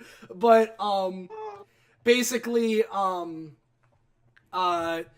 what happens is that like you go around and basically you eventually find out, hey, what you gotta do is you gotta break down the door and like jump out. And as you do, this kid just zooms out the thing, grabs on and goes and like something like, and then we found a baby, and then he flies out. It's really funny. Yeah, the comedy of this game is it's the highlight. It's the highlight. There's a part later that just left me on the floor. Wait, what? Sorry, what? Say that again? I said there's a part later that left me on the floor. Yeah, there. Oh, I think I know what you're talking about, and I agree. Yeah. So, yeah, the whole thing is that you go through this level, and basically at the very end, it's basically your basic platforming tutorial. Also important to mention, because it comes back later in story and stuff, Raz comes from a family of circus people, so they actually give an explanation as to why you can do these gymnastics. So, basically, you go through, you get to the end of Oleander's, little course before anyone else does. He has a little like thing open in his mind, and you try and go there because there's nothing else to do, and then he's like, "Hey, back off! You're not allowed in there." And then that's obvious foreshadowing is obvious. Foreshadowing. But basically, you get booted out of his mind after that. There's your first level. You know how to do platforming, where basically, since you show potential, one of Oleander's like Psychonaut, like one of the other Psychonauts that's there. Yeah. He's like a researcher. His name is Sasha 9. And he's like, okay, you have great potential. Sorry, I'm not doing I'm not doing the voice, but sorry, you have great potential. But basically, he's like, hey, come to my secret laboratory in the woods, and we'll do experiments on you and see how it goes. And you hear like stories from campers constantly, like, yeah, people went in the woods and never came back, and like all these kinds of things, And while you get to the woods into the campgrounds, around this time, you're just gonna completely skip over the tacky lamp scene. The what? Sorry. The what? The tacky lamp. The tacky scene. lamp. Oh yeah, the tacky lamp. Yes. I forgot about that. Well, no, that's later on. No. Completely skip over No, dude. Oh, I'm sorry. That's later on. That's when you go into Sasha's mind. Oh, What you do, by I the always, way? I always Spoiler forget that warning. you don't do that at the machine site. Yeah, no. My So bad. you go through and you're like exploring the campground. You're like, oh, you see this thing. Also important to mention early on, in the very beginning of the game, Raz gets this vision. There's this creepy old guy who's like, yeah, you're a psycho now. You're gonna train your psychic powers. And he's like, gee, wonder who that guy is. And then you start seeing him around the camp, and it's like, what the, like, wait, what? And then you're walking around, you're trying to find Sasha's secret laboratory, and then my favorite thing from Dogen comes in, because there's this one camper, right? And her whole thing is that, like, I just broke up with my other boyfriend, and now I'm dating the cowboy, and, like, maybe the hole in his heart can, like, I don't know, and, like, basically she's, like, kind of sad about it, but the best part is that, like, Oh, I know what you're about. Yeah. To... Yeah, because he's trying to get the ladies, man. Yeah, he's shot. Well, there's that guy, and then there's the girl's like, I feel like if this stress builds up in me anymore, like my heart's gonna blow up. And Dogen just goes completely monotone. I blew up someone's head before, and then she just continues on, and as she's talking, actually, it was 4 people. That's why I wear this hat. Yeah, I remember that. He just keeps going on. It's like, I'm hiding in this bush. Yeah. Yeah. It's pretty good. The game doesn't shy away from very serious mental illness topics, and they like to make jokes that people that have those illnesses would make. One of my favorites is Crystal, after spending the entire game of being overly cheerful. OMG, I feel so bad for throwing myself off the roof now. Why'd you do that? Because the poison didn't work, silly. The entire second half of the fucking campground part of the game, Crystal's just trying different ways to kill herself while being overly cheerful. It's like, yep, that's me. That's Austin. That's all of us. Yeah, anyway, so there's all this stuff. Basically, you find Sasha's secret lab, maybe encountered a bear or something that uses psychic powers. I don't know. I did. Yeah. I almost died. You go into Sasha, you rescue some kid that's been stuck in there for like hours, and then you go into the lab yourself using the button, which actually, fun thing about me, I guess I missed the tutorial that taught you how to open your inventory, so I'm just standing there like, how do... I don't have Sasha's I needed button. to look up how to use my inventory. Okay. Mhm. I had the same thing. They don't tell you. They give you they have the button in your hand at that one part, but they don't actually tell you that there's an inventory. What I did was I'm just like, wait, shit, I need the item, and so I just kept spamming buttons until I got the D-pad menu. Yeah. And I'm like, oh, that's how you do it. And then so it made sense, but they really should have just like told you that that's something you can do. Yeah, I had to look it up, but I mean, if I just fumbled around enough, I would have eventually found it.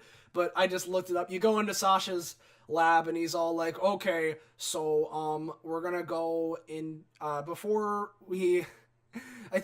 You go to Raz's conscious first, because 9 shows like, oh, this is my brain tumbler. It can, tumble brains. Take you into your own main. Yeah, it can take you into your own. yeah. You can take you into the collective unconscious. So you you go in there. You go into your own mind. There's a big scary monster thing while you're chasing a rabbit.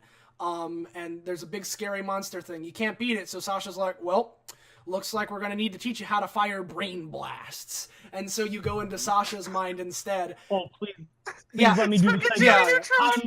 I know the dialogue by heart. Okay. I know the dialogue of the lamp scene by heart. Wait, what about the Ford? Oh well, we'll get into. Well, we can get him. We can do Ford now, or we can do it after the Sasha thing. But you need to go to him to get into Nine's mind. You do. Oh right. Okay. Yeah, remember you gotta get the training merit. Right. Yeah. So the whole thing is that the weird guy you saw, he's actually this the guy greatest who's psychic underground. in the world, TM. Yeah, and he's underground in this secret laboratory, and he's the guy who dispatches people. And there's more stuff that happens with him later in the story. Mm-hmm. But the point is, whenever you have enough psychic rank to get a new power, and by the way, I want to talk about the psychic powers later. But whenever you have enough to get a new thing, or you want to take like a psi cord and psi cards to make new to get ranks and stuff like that, then you need to visit his laboratory, talk to him. He's like a mentor. He's like a mentor guy, and yeah, I'm an old guy, and all that. But then you get into Sasha's mind after meeting with him to learn how to fire brain blasts, and Dream, you can take it away. All right. So one of the best and my favorite cutscene in the game is you will learn to control these emotions, focus them, concentrate them, and release them. As therapy? No, as firepower. Say something hideous and horrible jumps out at you.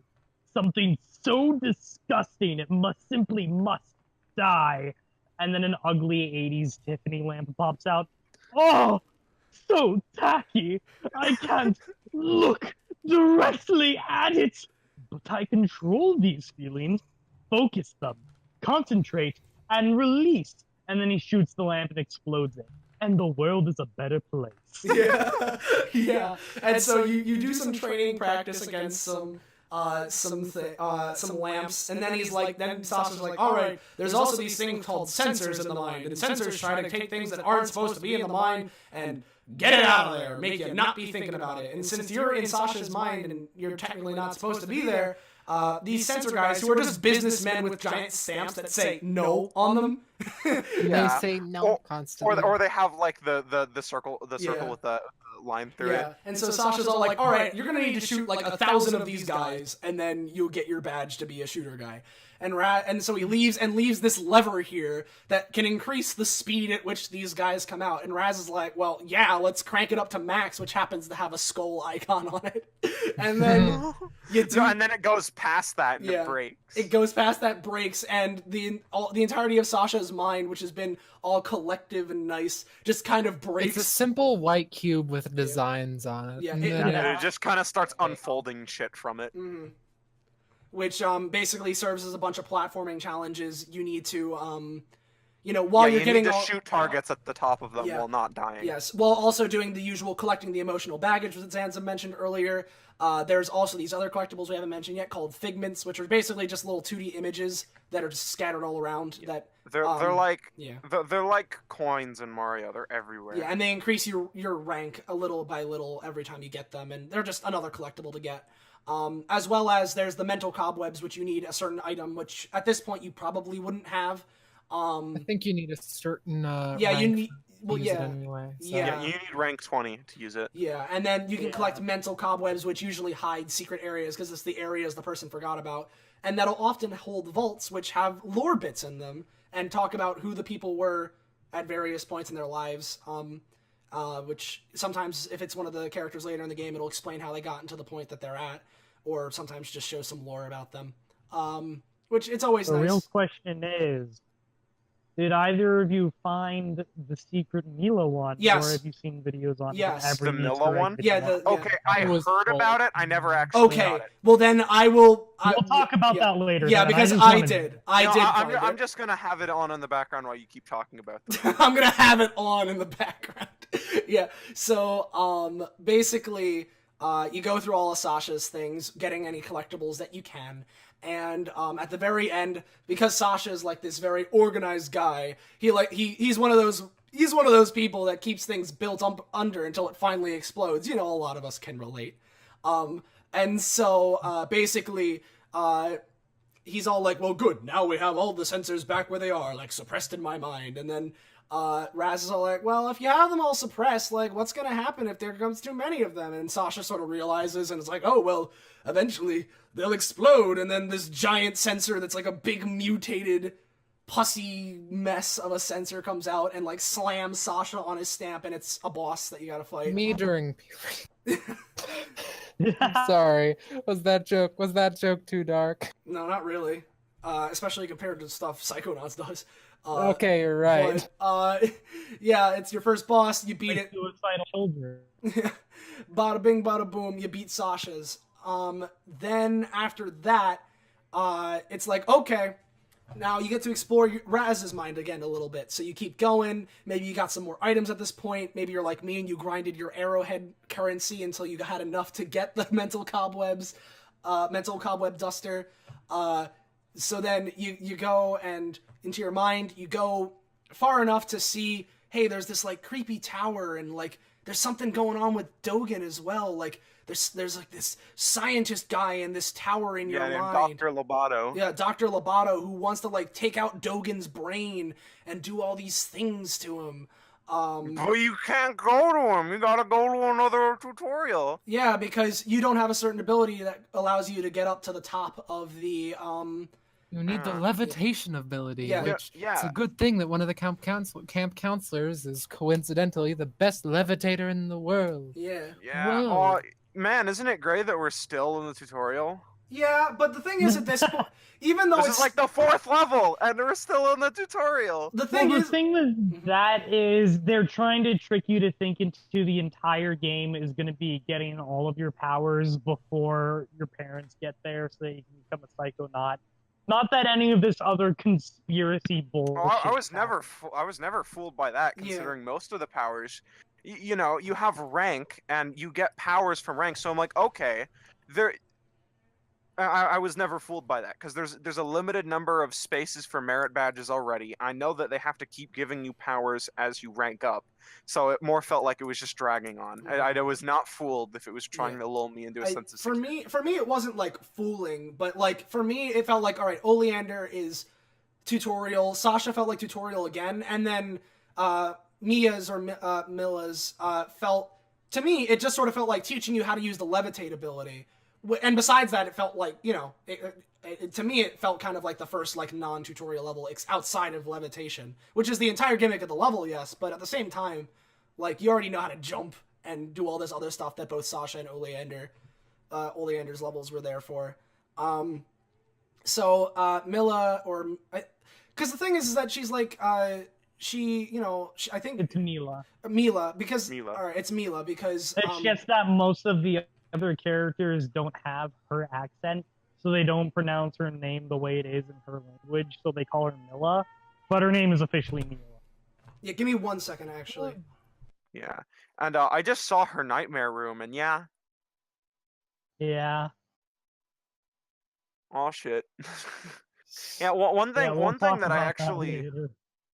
One thing I kind of like about this game is the fact that basically every single character and everything has some kind of really fucked up backstory Yep. that you can find out if you go into the memory vaults. And I'll talk about the collectibles and my issues with them later. But that I think figuring out all the fucked up shit that happens is one of my favorite parts. All right, sorry, I had to go for a second. What were we just saying? About Zanza will just explain one of his biggest issues I'll with the explain game it with the collectibles. okay. I'll explain it later. So yeah, you have a couple of things. The whole thing, levitation, the way it works in this game, You have like a little psychic ball that you use whenever you double jump anyway. At least that's sort of what's implied. And so basically you get this little ball under you that you roll around on, and it lets you jump higher. You can like float down slowly with it, and there are sometimes like little things of propellers of wind that, you know, you hold the glide button under it and it brings you up, you know, that kind of stuff. Besides that, it's just a bunch of levels, or the level is just focusing on a bunch of little segments where maybe you need to platform with the thing, or maybe it's a race, which is really fun. All this, you know, and you're just learning how to use levitation power. And the whole level is themed after, like, you know, like a dance party, because, you know, she's all like, oh, let's have a dance party, I'm all peppy and stuff. But, like, if you float to this certain segment, basically, you float to this certain segment, which, I saw it and, like, immediately, like, I'm like, this looks strange. And so, the whole thing is that you go in there, and immediately it's like a little room, has like a television, some like playthings, there's a little chest in the corner, you know, and immediately Mila is all like, oh, don't go in there, that'll kill the party. You open up the treasure chest. No, it's like, don't go in there. That's the a real party's party killer, I think. Something like that. And then the exact words is, don't go that way, the party's this. Yeah, it's something. Yeah.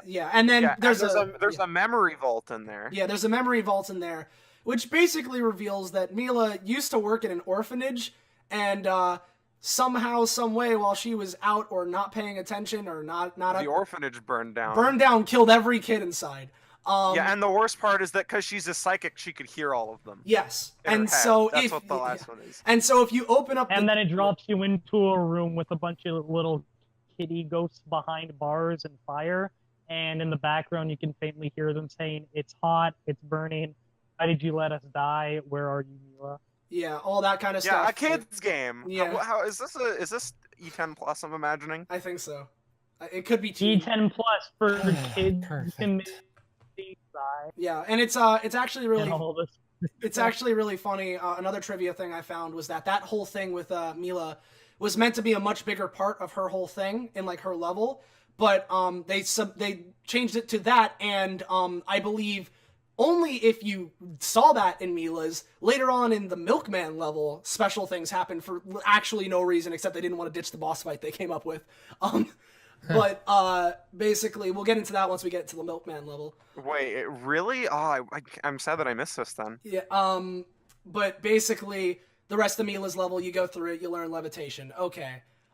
This entire time, there's all this like talk and about like some like weird monster going around the camp and like stealing kids and all that. And at the same time, you're already know there's this stuff with Dr. Lobato. So yeah. By the way, on your way, you see that Dugan, and you look into his head, and he doesn't have a brain. Yeah, he doesn't have a brain.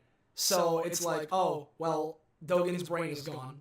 Uh-oh. So you go back. Oh, shit. Yeah. So you go back into the collective unconscious, back into your mind, and you see Dr. Lobato uses like sneezing powder or whatever. Dogen sneezes out his brain. You manage to sneak in, but Dogen's a like just brainless child just walking around saying TV repeatedly over and over again. Basically, you social commentary. Yeah, so you go into the garbage chute where the brain was tossed, theoretically a garbage chute. You go down there, you see there's like plans for, what's this? A tank powered by a psychic brain, and now you gotta fight it. So, that's fun. Yup. Yeah, there's that, and then, once you get that, you discover, okay, people's brains are going missing. We gotta figure out exactly what's going on here. We gotta figure it out. And is it around here? And you go. Sorry. Yeah, and you also, there's this other character named Lily who's supposed to be like the game's love interest. Kind of. For the protagonist, kinda. And their whole thing is that, like they're also seeing visions of Dr. Lobato in the same way that you have, and so like you're gonna team up at night. Mm-hmm. Yeah, so you got to go and meet Lily at night. And it's probably around this point where like the plot twist gets revealed, because by the time you're in the lungfish thing, which we'll describe. You figure it out in Lungfishopolis. Okay. Yeah. So basically, you're like, okay, here's this, and isn't isn't it the whole thing in the dream? It's like Lily's in the dream or something No. at that point.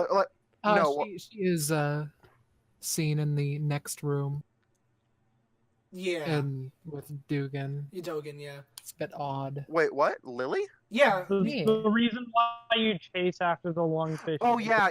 Okay, in the brain tumbler experiment, right? Yeah. So then you go and you right. That's right. You go to the beach. You meet Lily there. You start talking about like, oh man, this is all like really weird or whatever. And then there's this little gag. Where, It's so cool. There's this. No, the two of you discuss the conspiracy, and she believes you. And then the two of you are like, well, we're just kids. What the fuck are we going to do? And then she gets kidnapped by lungfish. Yeah, there's this little gag where like the lungfish, which is in a bush, is like trying to like pick some sort of bait that Lily would do. So it like drops like a slab of meat, realizes that wouldn't work, and like drops various other items before eventually settling on a flower, which Lily just so happens to be like, if there was something on the ground, like say a flower, works out comedic timing, yay. So Lily grabs the flower, then this giant like anglerfish mutated monster thing jumps out of the bushes, swallows Lily and jumps into the water.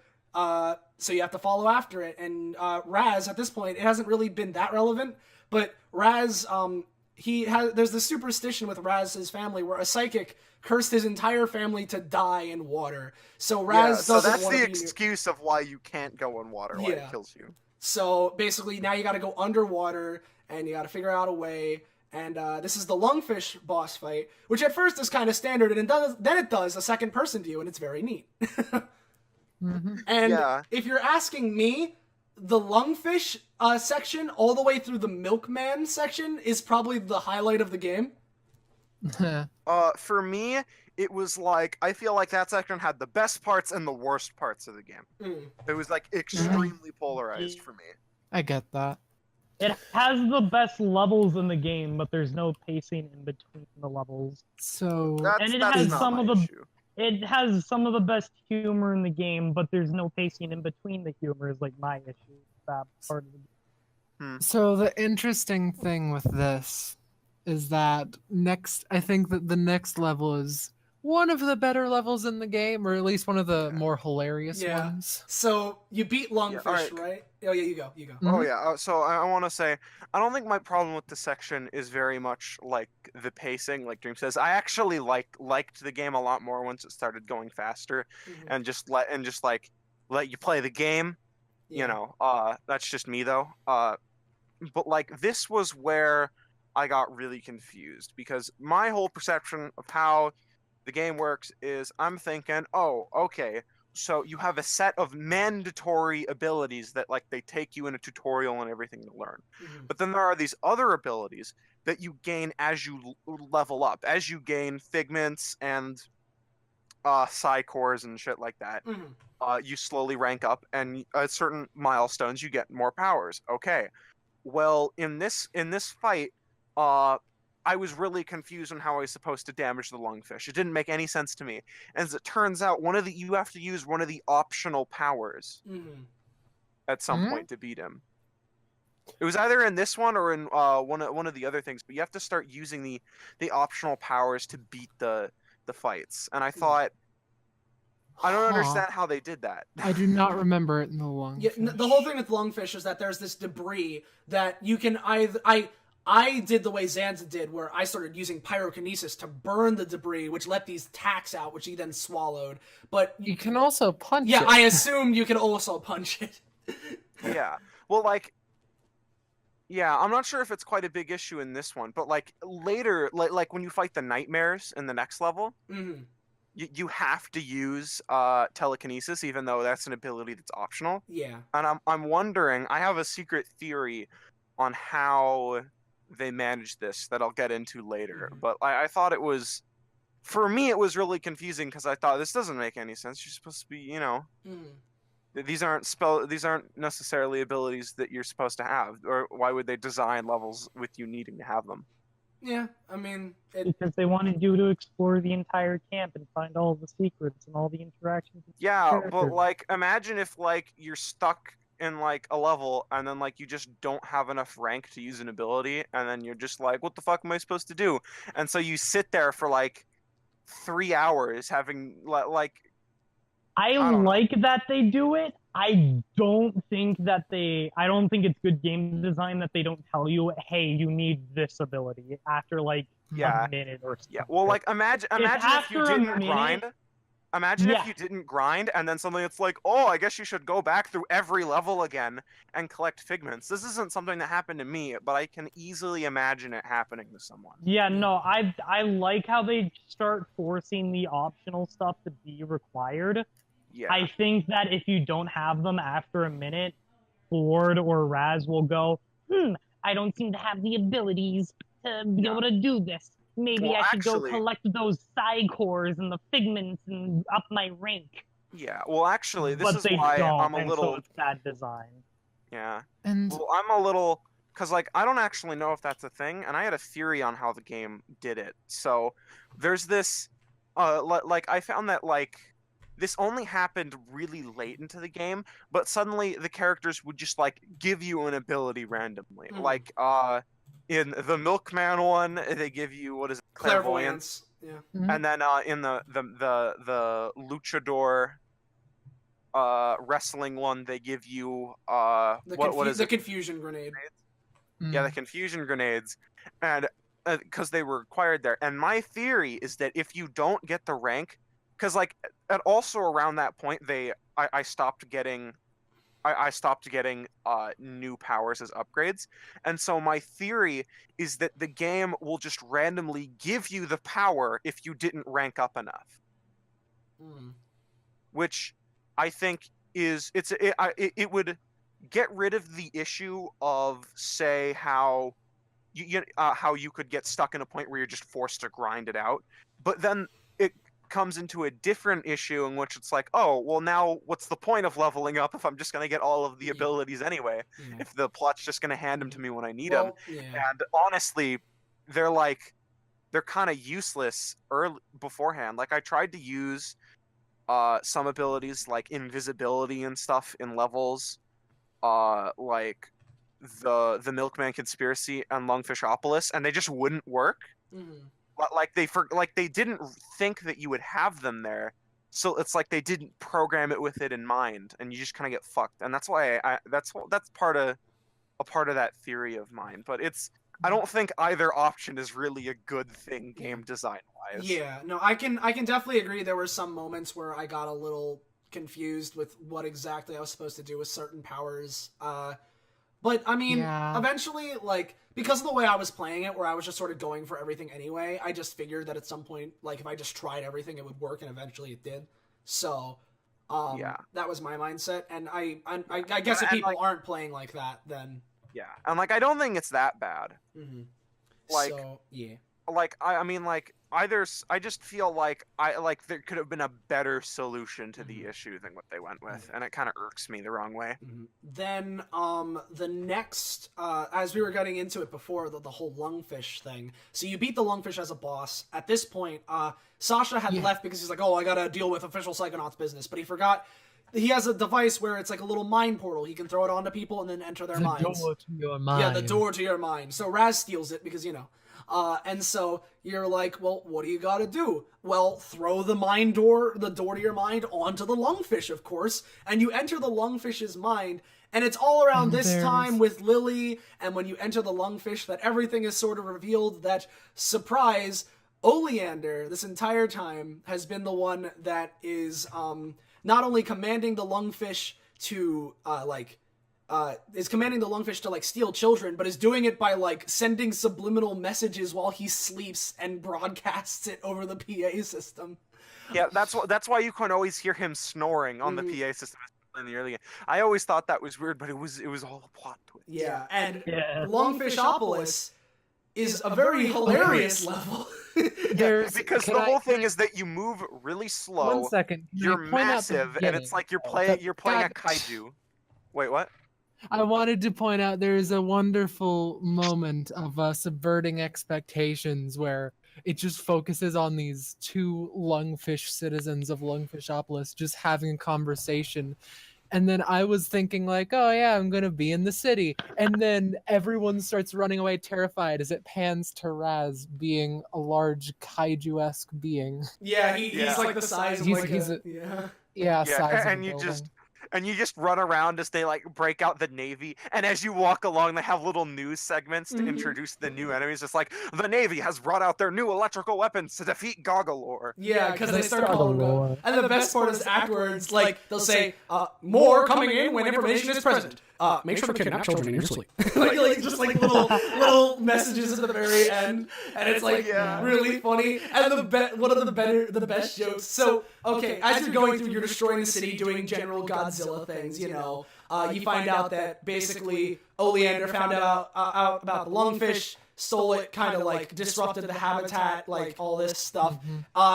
Mutated it, used Dr. Loboto, just fucked it up and started hypnotizing it to steal children. And that's what all the vaults basically tell you. And so the whole thing is that while you're here, there's a small force of resistant fighter lungfish who are all, yes, Goggalor, why don't you come and help us by breaking out our friends in the prison? And like you just gotta go over it while all these tanks and like electrical weapons are firing at you, and you break these guys out, and like some of them are like resistant to help, and it's there's all these funny jokes that like One of yeah. my favorites of the level is after a bit they call in the Air Force, and you have to they like the news segment for this one is like that I was about this is the joke I was gonna say. it pans on a freighter with a gun on it, and it's like, and finally the Navy is using what it's most known for. Suddenly panning into an airplane. It's Air Force. Yeah, the Air Force. Oh my god, Goggalor's headed for the orphanage. Phew, Goggalor's headed away from the orphanage. Yeah. Raz smashes the orphanage. Oh my god, the puppy orphanage.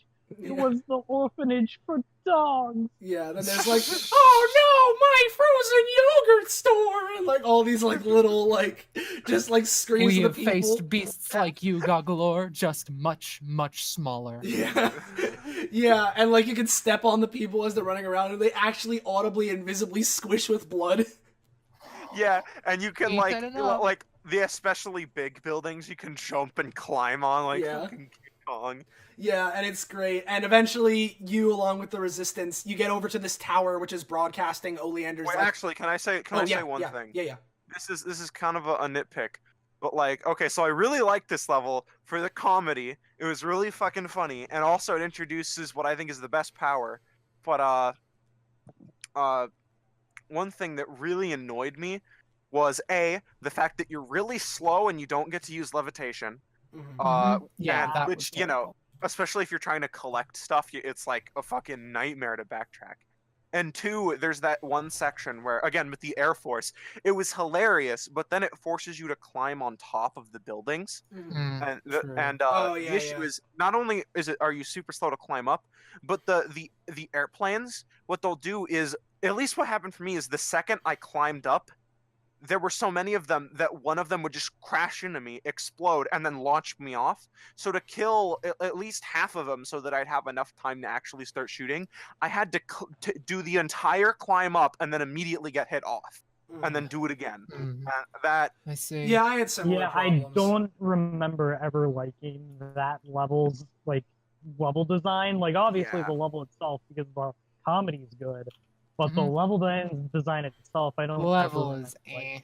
Yeah, I think you can say that about a lot of the game. The charm is Yeah. amazing, but the level design is a little lacking. Yeah, there are some parts that I still think are funny and like fun and funny. Like I like a lot of the levels. Well, that part I definitely I can agree is not super great. But like going through a lot of the city and climbing up the buildings, I think is pretty fun. As well as grinding on like the railroad track through the cave and all that stuff is pretty fun. As well as really quickly, Zanza, because you're mentioning how it's like moving really slowly. Even with this, it does move slowly, but you do like were you using like the somersault and stuff, like movement stuff? Yeah. Okay, but then never like mind. it does not make you much faster. at Not all. much, but it definitely makes a difference. I honestly did not really feel a difference. Also, Yeah. what somersault? Your double jump. No, not the double jump. I'm talking about when you use the lock on button, but you don't have the lock on power. Oh, yeah, no, I didn't use that. Boy, oh boy, did I never know about that. Well, no, I knew that was a Cool. thing, but like, wow, like I used it all the time. I don't know what you guys are that sounds talking like- about. that sounds like the most janky thing to use it in the like. No, I use it all the time in combat, and that's another can of worms. But like, that's a really janky way to move around, Yeah, So- I mean, and I don't find it that. Really, I found it fun personally, but I don't know. It gives me horror flashbacks of like Ocarina of Time when you had to cross Hyrule Field by just doing the side shimmy, locking onto nothing. Mm. I don't find that very fun. So, can I talk a bit about the in-between segment? Because this is where all of my enthusiasm for the game came to die. okay. I'm curious as to how. Okay, so the next one, you get introduced to the... Oh wait! Hold First, on. first, Mhm, first, I want to say, after you do Yeah. Lungfishopolis, she's like, he joins your side. He's like, I will Gee. let you travel the lake whenever you want. Just like, okay, what is your name? And by the way, this creature's fucking disgusting. It's Mhm. massive. Yeah. It's like got metal plates all over it. It's got the deepest voice you can imagine. Yeah, its eyes are like on different levels of its Mhm. head. But the point That's is, the case with most characters, but continue. yeah, true. But then you want to say, what is your name, noble lake creature? Linda. Yeah. And well, that's hilarious. I think we forgot to go over really quickly the boss of Lungfishopolis, which is Coach Hammer. Coach Chamara, which is Oleander in like a kaiju suit. Okay, you want to? Hard to avoid area of attack. Yeah, exactly. Yeah, hard to avoid area attack. And the best one, he flies in the air and does a triangle beam, and it's literally the Neo Tri-Beam. Deadly triangle beam. Yeah, deadly triangle Mighty beam. Ram ground version. Yeah, Yeah, ground I version. assume you guys all use the Combination. shield to reflect it. Yeah, well, yeah, I- when- Yeah. Mhm. Yeah. You're required to during the second. Well, phase, no, I because thought. technically you can just shoot him whenever he charges up the laser. Oh, And even Yeah. when he takes away all of your energy, the buildings just give you more Yeah. constantly. exactly. Mhm. Yeah, So I was found wondering out if you anyone could- else. I found out you could reflect on the second part, on like the Well, second part. I where- reflected it. I was wondering if you guys did. Okay, so as Sylvia was saying before, you get brought to this area because Raz is like, all right, take me to where you brought Lily and all the other kids. And so Linda, the lungfish, brings you there, and it's an insane asylum. And the very first person you meet is the best character in the game. I am the guard. he's this... did you want to go over it, Sylvia? Sure. He's a guard who from what you can see, he's just rambling like an insane individual, and just Like a there's conspiracy chalk theorist. all Yeah. over the wall. But the thing that got me was that what you need is the cobweb duster. What? Oh, if you you- never did the thing. If you Ooh, yeah. Ford warns, hey, I don't think you're gonna get very far if you don't have the cobweb duster. And I was like, okay. So I go to the shop for the first time in the game, and I see that it is 800 arrowheads. Guess who had 50 or so? Oof. Ooh. And there's this sonar, and you can find deep arrowheads that are worth a lot more. I think they're worth like 50. Some of them are, they vary. And then I had to spend a good 20, 25, maybe more minutes of just searching for deep arrowheads on the campground constantly. And it just killed my enthusiasm for the game because of how slow and monotonous it Yeah. was. That is like, it's kind of like the same token of, if it's possible that depending on how the game handles it, if you don't get the optional upgrades, you could just be stuck grinding. Because Mhm. I got it's one thing where it entirely depends on your experience. Because Exactly. on this thing, I got lucky because I checked the store pretty much right when I could, and I got the thing that lets you search for deep arrowheads. And whenever I went out and had to walk around the hub world, I used it a few times. Exactly, like it wasn't yeah. something that I stood and grinded for. It was just something, I might as well pull it out, see what I can get. And so when I was actually there, I had like 750, so I just needed to grind like a deep arrowhead, and then I could get it.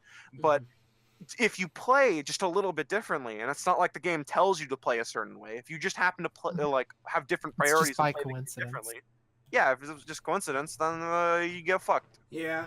I personally, the way I was playing it, I had the cobweb duster by after Sasha's level, so but Yeah, as soon as I have enough arrowheads to get the sonar, I just kind of grind for it as soon as possible whenever I replay the game. Yeah, so as we were saying before, if you have the cobweb duster, okay, you go, you see this guy, this policeman, he's like, I do not have the key, the milkman has the key, I am the guard, and he's talking about all these ramblings where he has all these stitched together things where it's like, the government are the pawns of that kid with the squirrel on his head, and like all these little things.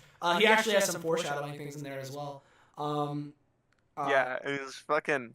I love him. Yeah, he's great. And so you end up, in order to find the milkman, you have to go into his mind. And this starts the funniest part of the game. If you're Without a doubt. He's a fucking crazy conspiracy theorist. Yeah. It's the entire level. Okay, so really quickly, actually, before we talk about the Milkman conspiracy level, there's a little bit of trivia where if you hack the game to get the confusion grenade before you do the Milkman level, and you use it on Boyd Cooper, that's his name. If you use it on Boyd, before you do the level, he goes, wait a minute, I think there may not be a conspiracy after all.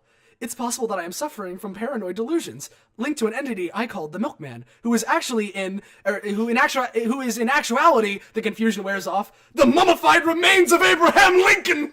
Confusion grenade, it does it. Oh, that's perfect. Yeah. I think. I never Wait, knew are you that, sure actually. that you have to hack for it? Yeah, you have to hack. Well, yeah. Does it say? Yeah, because the thing is that by the time that you have the confusion grenade, when you do the Edgar's level, he's already in front of the building holding the. Oh well, did the trivia say that you have to hack? Yes. Okay, then I guess, yeah, you do have to grind for some of the optional powers. Well, no. The thing, I get. Huh? I said that my theory was either you need the optional powers for certain sections in the game, or they give you the optional power right beforehand. No. I'm like- saying that with you have to cheat it to get it, but cheat before, because you can't get to Edgar's level before. Yeah, no. I was saying that my alternate theory was that for some of the optional powers, you need them for certain sections of the game, right? Yeah. Like there are times in which the optional powers are required. Yes, yeah. My theory was they either handled it two ways. One, you're just forced to grind when you don't have it in order to get enough. Two, they give it to you in the story somehow right before you do it. Because, like, in the Milkman conspiracy, they just, like, drop clairvoyance onto you suddenly. And then they do clairvoyance the same thing is a with the... power that's given to you. Yeah, and then they do the same with the concussion grenades. And my theory was that it's possible that those are abilities you get as you rank up, but just because you need them for the story, they just give them to you. Yeah. That was my theory, but I guess this kind of disproves it. If you have to hack. Yeah, for no, it. you only get concussion grenades, clairvoyance from the chapters. You don't get them from anything else. Yeah. Another piece of trivia really quickly where Boyd Cooper's character, again, this could be not 100% thing, but I've seen this from multiple sources. But apparently, like, the character of Boyd Cooper, you know, this crazy conspiracy theory like guy who goes around, is apparently inspired by this guy who, while they were working on Psychonauts, in the alley next to the building where they were making it, apparently some guy's job was to sweep up the alley, and he was like going on insane ramblings like Boyd does. So they just put him in the game. Apparently. Something interesting about clairvoyance, as long as we're on the topic of it, though, is I don't know if you guys used it whenever you encountered a character after getting it, But there are lots of secret eggs, Yeah. like Easter Yeah. eggs, like how people see Raz. Like Mila sees him as a literal baby, but with the headgear on, whereas like Lily sees him as like a Prince Charming with a rose in his mouth and a knight in a princely outfit. And then there's also Sasha, who literally sees him in Jesus robes. Why? Why?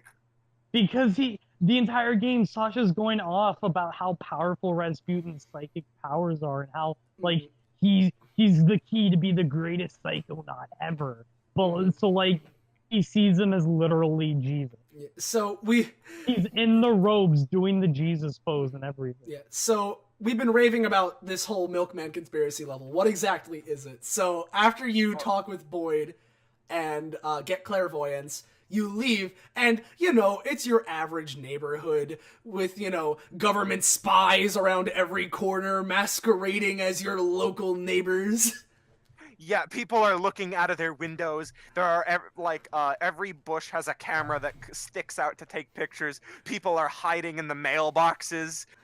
Yeah, it's pretty great. And all of the government spies who like we are sewer workers, we are road workers. All of them voiced by Steve Bloom, by the way, which is amazing.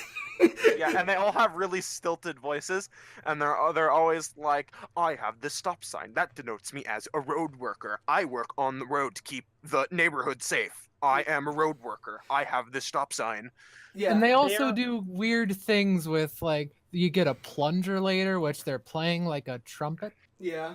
Yeah, or like This, okay, I want to say, to me, this is easily the most Invader Zimmy level. Yeah. definitely. Yeah. There's the part where they have the flowers and they're in the grave and they're like, I am a weeping widow. A grieving I am sad. widow. Boo And, hoo. and they're like playing the flowers like guitars at the same time. Yeah. But yeah, the G-men in that level are actually what the Ka agents in time are based off of. Mm-hmm. Yeah, you could definitely tell. But yeah, it's funny. Like, it's all these like government agents and It's time for me to pluck out your eyes. You can't. That is the purpose of the goggles. and so there are like some little lines that the G-men will say like all this, like there's this whole thing where like one of the items you can get is like a pie roller, and you go into this house with a bunch of housewives, and they're all so they go on like rants about like, while my life may not seem very fulfilling, so long as my husband is out in the workforce and I am able to provide for our family, I like to think that I am doing a good job. And like all these just little lines. And then I sometimes never found that, actually. and then sometimes the telephone workers will be like, I have the ability to listen in on every phone call, but will not because of my sense of professionalism. And then there's I often smell of excrement, I should not be discriminated against as I provide a valuable service. yeah, there's that, as well as the road workers apparently commenting, those women's breasts, they're large. That's a line they say. Yeah. But yeah, basically you wander around the neighborhood. Men need water poured on them because they have no hands to hold glasses of water. Yeah, yeah, that's a really good one. And so, the level, like, Okay. yeah. I kind of want to talk about the mechanics of this level because you see everything about this level, like visually, is fucking hilarious. I Yeah. think we can agree on that. Yes. Yeah, But, definitely. Gameplay-wise, the whole thing basically devolves into you need to have an item, and while you hold that item, you can walk into a zone that's being guarded by people with the same item. So essentially, it's just, you need to get an item to go to a new place to get another item or progress the story, and rinse and repeat for the entire thing until like the boss fight at the end. Yeah, but it does bring you to some pretty neat locations along the But it's still like it brings you to neat locations, but it's still really boring and uninteresting, and I didn't find it very, very clever either. Like it's just, you need the hedge clippers so you can get the thing that's in this building because they're blocking, and I just didn't. I completely understand that. Like that's what I mean by this is probably my most conflicted I am on any levels, because it has Like, it some is... of the best things. It's like its humor is the best. Its character is the best. There's all the Easter eggs by using clairvoyance on everything. Mm-hmm.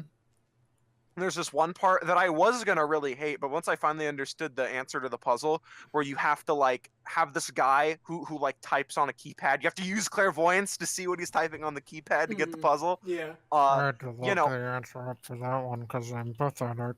yeah. No, I got really confused in that one, and I was about to say, "Oh my god, it just wants me to test random bullshit until I get," and I realized, "Oh wait, I'm stupid like usual." But like I get you. all of that is really cool, but the But it level itself, fails on it's gameplay. like I the think fun. it was pretty blah. I don't know. There were some I parts of it. There were some parts of it that I right, like the oh geez, the here this like you talk to Cooper during the intermission. Sorry to interrupt, but and at one point he gives you a gun and says, "This will make you fit in with the assassins." As like the assassin gets kicked out. yeah and then he just gets no, that's pretty funny. But then a lot of The humor in this game Yeah. is A we lot love of it. Helicopters go up and down. yeah. Helicopters move sideways too, but not as fast as planes. Yeah. There are a lot of areas that, like, because again, I while work in the sewers. Gross.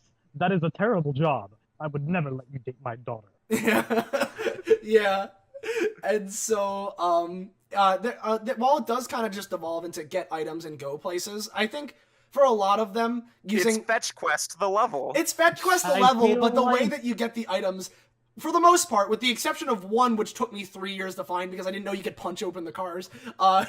That's what I didn't know. I think that all the stuff with clairvoyance, which is a lot of the level, I thought that was pretty neat, but that's just me. Yeah, but like The clairvoyance. yeah, is the clairvoyance intriguing, stuff yes. was there, but like again, you don't. I don't think you have to use clairvoyance much. You use it on the helicopter. You use it on that one guy to get to see the password, Yeah. and you You might can- use it like one other. You have to use it when you're going in the basement to find the Yeah, one the thing. rest of the clairvoyance's uses is optional stuff. Like again, Yeah, seeing yeah, all of so the characters in the game's perceptions of Raz. Mhm. Like Yeah, so- Jesus Raz. yeah. So like again, I think it kind of embodies the fact that and all the places you go to are cool, and it's pretty funny to hear all the dialogue again, but that's not the gameplay. That is the comedy. That's just the fun atmosphere. in between. Yeah, and it does that really good, like really, really good. But it's not really what I play a game for. I understand that. You know, I love that shit. Like I eat that shit up, but I don't. I also want a little more meat to it. You know. Yeah, I can definitely see where you're coming from. I personally felt that, like, with all the little, like you know, the whole thing, you go into the mail office and then you use the clairvoyance on the camera to get the one thing, the one item, or, you know, there's the different areas.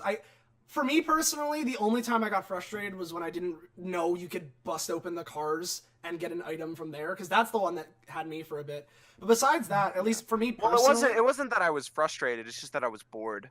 I don't know. I personally wasn't. I guess a lot of it comes from the charm of the level, but I feel like in the actual I definitely outside of understand the gameplay, and that's definitely a criticism. Where, you know, it could have definitely been more involved, but I personally, I definitely enjoyed it.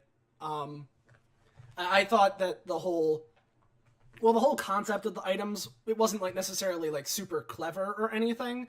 I felt it led itself to some pretty like neat scenarios. Pretty good scenarios and jokes. Yes. Pretty good. Yeah, pretty good. And the whole big thing at the end of this level is that you're seeing all of these. Oh, by the way, the vaults that reveal Boyd Cooper's like backstory. Basically, Reveal that he's like a serial arsonist. yeah, basically he's this guy. He got fired from his job and he couldn't take it anymore because he got fired from his previous job. So he burnt down the establishment and got put into an insane asylum. Then hypnotized by Oleander to guard the door and conceal his Milkman persona. And so the whole deal is that around the level you see these little rainbow squirts, which are these like little girls that Little are Girl Girl Scouts Scouts that selling wanna- you cookies. And so eventually at the end of the level you find out that they're like also assassinating the government. Yeah, they're like a cult. Yeah. They're like a secret shadowy organization. Okay. Yeah, they're like a shadowy thing, and to protect the identity of the Milkman and subvert any. Couldn't I have a Any real information. gun with bullets? What? Give a loaded gun to a 10-year-old? What do you think I am? Crazy? Quote Boyd. yeah.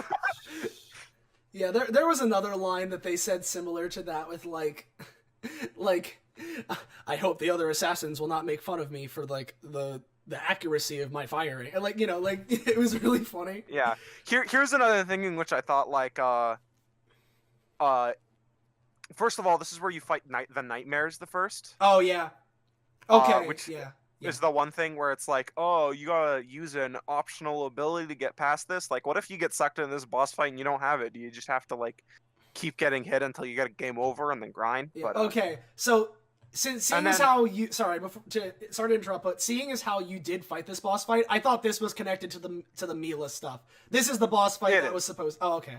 Well, because like the idea is, I thought it was like really out of nowhere, so I used the bacon to talk to Ford, and he said that those are Right. nightmares. Yeah. So like, that's the idea of what they are. Interesting fact. You can talk to Ford at any time by bringing out a piece of bacon. Yeah, he Yeah. smells it. Yeah. He So smells the it and comes idea- running. Enough of the stuff. So I don't know. It could very well be that he is the serial arsonist that burned down the orphanage. Oh yeah, maybe. Mila's orphanage. Oh, It could also just be that he's a fucking crazy guy who has nightmares. Yeah. You know, because that's Mhm. you know, I feel like if they made those more specific, like if they called them, I don't know, dead children or something instead of nightmares. right. Those that- things. Yeah, then it would have been more of a connection. But Yeah. like, I feel like it's kind of up to interpretation. Yeah, I was pretty. I know that is the boss concept for the whole Mila thing, though. I guess that's where they reused it. But yeah, then you get to the end of the Milkman level where you confront the cult. Wait, one other thing. Yeah, One other thing. yeah, is- yeah. So this is where I tried using. You know how there's that area in which you have to cross a really long gap Yeah. without getting hit by the sniper rifle, and Mhm. basically what you're supposed to do is right. you're supposed to shield right before she shoots, Mhm. or maybe Oh. you can dodge too. So what I tried to do is I tried to use invisibility. Me too. Me too. And she just tracked me through it because they Yeah. forgot that you could have invisibility because it's an optional power. Yeah, no, I had that too. And that Yeah, I kinda, agree with that. Kind that- of dumb. that also rubbed me the wrong way. And I feel like part of that was probably because like of low budget and time constraints, like they had to cut stuff, which is why personally I'm crossing my fingers that they fix this kind of stuff when they do Psychonauts 2, because there are times in which they like incorporate the optional powers in like a really cool way. Like in ways where you can just like that's why the shield power is my favorite, because there are new uses for it like in every level since you get it. Mhm. And I feel like if they did that with all of the other powers, it would have been it would have been better. Yeah. I understand that. Then Yeah, you find you go underground and Yeah. you fight a boss fight. What did you think of that boss fight, by the way? Yeah, I think it's the worst one. yeah. You no, I need to agree. use telekinesis to throw boxes of explosive cookies. Yeah. Oh, that's not what I did. Yeah. I just shot her. Oh. Or that. But like my thing is the fact that to lock on to her, Mhm. you have to. For some reason, they have a lock-on limit. Once you lock onto something, you can walk away as far as you want and stay locked on. Mhm. But you actually have to be at a certain distance to start it, which means that if you ever unlock on or like get hit or jump or whatever, you have to run like up to the stairs where she's throwing ranged attacks from, and you have to at least get to the foot of the stairs before you can lock on. And that was just fucking disgusting. It made me. I feel like that's an issue. They should have realized the mechanics and realized the distance of the lock on and just like fixed it. I don't know. I feel like it's just like a really small. Yeah. It made me aware. It pulled me out and made me. All right, yeah, this is kind of a video game. Yeah. No, I get that, and Right, It does small this detail. for me personally. The since I use the telekinesis to to like, you know, throw the boxes back at her. I can always get through the first 2 hits pretty quickly, but then it shifts to the perspective of I'm turning out the lights, so you use clairvoyance to see from her perspective, which is neat and all, but for me personally, it made aiming the telekinesis a bit wonky. Yeah, Yeah, it was which is why I weird. just used the gunshots because I could just hit her Yeah. without worrying, and it made that fight kind of brain dead. Yeah. But yeah, anyway, but then Yeah. one of my favorite lines in the game happens, Yeah. where the milkman, he's finally released from his slumber, and he And it's fucking also- levitates from his tomb like in a crucifix position, and It's then also revealed to be Boyd Cooper. Boyd Cooper was the milkman the whole time. Yeah. yeah, My But, employer but, has commissioned me to deliver this milk, to whitewash what went on here. I cannot rest until I have made my final delivery. Yeah. of course. But she says, once he wakes up, she says, "The rivers will run white with his rage," and then he walks out, and you don't know who the man's gonna be yet, and he's just like, "I am the milkman. I am here to deliver delicious milk." Pulls out a milk carton, lights it on fire. It's a Molotov cocktail, and he throws it at some children. Yeah, it burns a whole pack of Girl Scouts alive. I am the It's milkman. like, My milk is delicious. Yeah, he goes, I am the milkman. My milk is delicious. And throws Molotov milk. The Hey, rivers will and run. then- It's like, I'm pretty sure the rivers will run red with his rage. It's like a biblical Yeah. thing. So I just couldn't stop fucking laughing. Hey, It's not even the best line. Is that milk regular kind or the exploding dream kind? It is fortified with what the world wants, what the world deserves. Yeah. Oh shit. Yeah, it's pretty great. And then after you clear the level, basically, he opens the gate because he must complete his mission. And for the rest of the game, he stands out front of the asylum about to throw a Molotov milk tail. Yeah, but he's very conflicted. Yeah.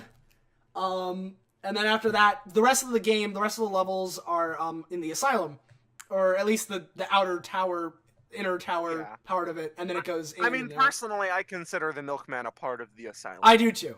I do But too. it's like from the milkman onwards. The rest Yeah. of it are this, and then the next level you go to like the side garden, and you meet Gloria is her name. And here's the thing. Well, Yeah. the main Honestly- thing here is that you can actually approach.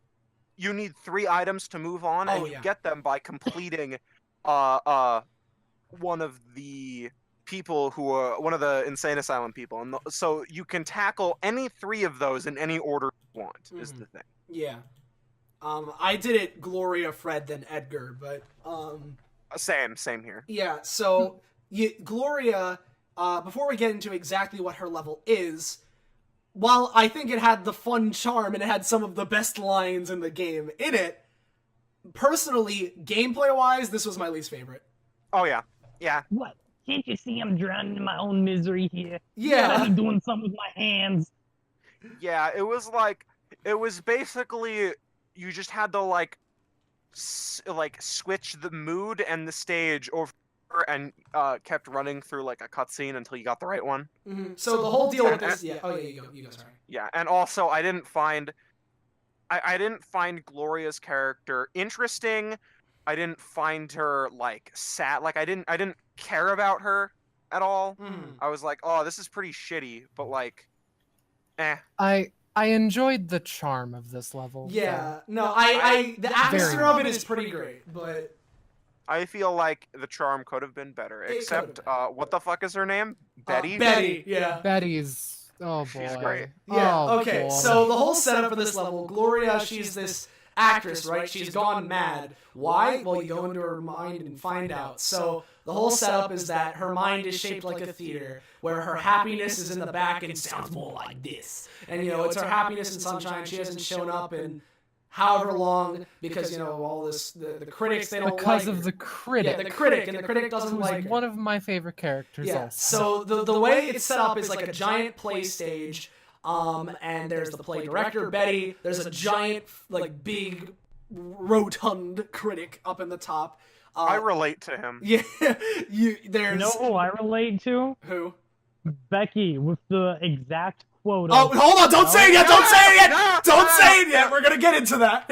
Okay. That's the line we're talking about. I like how everyone said stop. Yeah, we gotta get into that line because I was fucking crying. But All right, I'll shut up and let you handle it then. yeah, just wait. So the whole you can say the line, but we gotta lead up to it. So the whole, No, you do it. Okay. I already took Sasha's line. all right. So the whole deal is that the play, it's like about all these little girls, and it's talking about when Gloria was little and dropped at an acting camp, which basically through the vaults and the plays itself, Gloria's mother dropped her off at an acting camp. She hated it there. Everyone treated her horrible. Then her mother kind of killed herself. So, yeah. A little bit. Just a little bit. Tad. Long story short, she's very traumatized and very sad. So the whole deal is that there's this phantom of the play that's, going around and like ruining these stage productions, which just Gloria can't get her stuff right. She can't get back into the mood. Just this haunting thing keeps ruining her performances.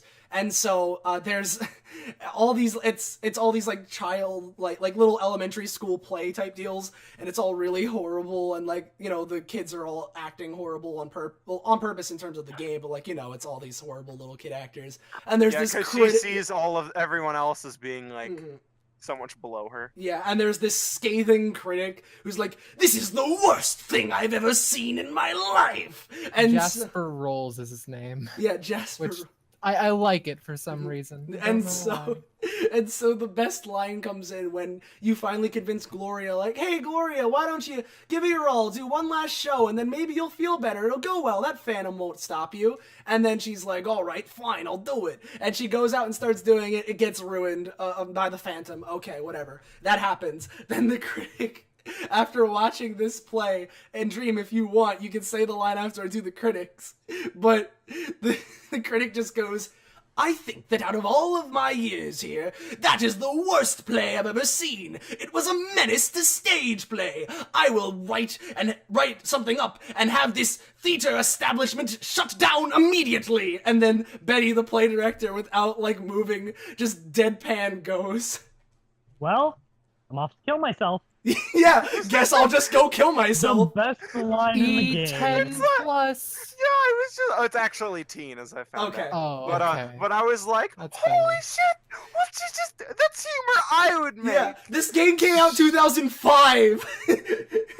Turns out we all have the humor of a 2005 Xbox game. Yeah. Or maybe like not gameplay wise, but just charm wise, it was ahead of its time. Yeah, exactly. And so the rest of the level is basically, all right, let's find out who this phantom really is. And you do a bunch of platforming, and some of the platforming's fun, some of it's a little, but it's fun. It's a fun little romp throughout, I'd say. And then at the very end, you see, the critic Jasper Rolls. The critic was the phantom the whole time, and so you fight the critic as a boss fight, whose main attack is throwing insults at you, literally. Yeah. He's pretty good. It's pretty Although good. I hated how like his summons, his whole thing is that you have to go up while he's attacking you and then activate a light and then go down to attack him. Mhm. But while you go down to attack him, he summons minions. And I found that some of them were like manageable, but some of them just had really shitty hitboxes and like Yeah, hit you some of them. where they shouldn't have. Some of them were a little bit, yeah. Yeah, the The dog's hitboxes were iffy. The game, it's not really a deal breaker. I mean, this is basically true of every old game, and there's a lot of good ones. But like the game has a little jank to it. Mm-hmm.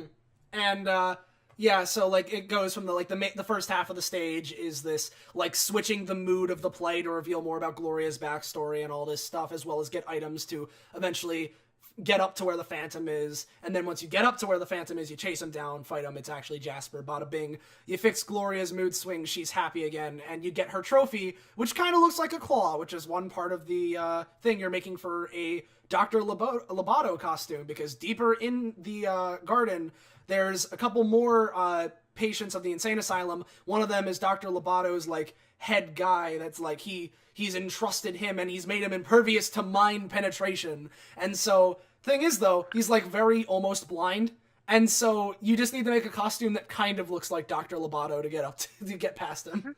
Also, I want to go back to Jasper for a second. Yeah. Apparently, if you use clairvoyance on him, he sees Raz as 1.5 stars, which... I didn't know that! Can I change my score to a 3 so I can Jasper? I never knew about that one. Oh my god. Good. 1.5 stars. I didn't know that. I can see you guys are very excited about this. Yeah, I didn't know about that.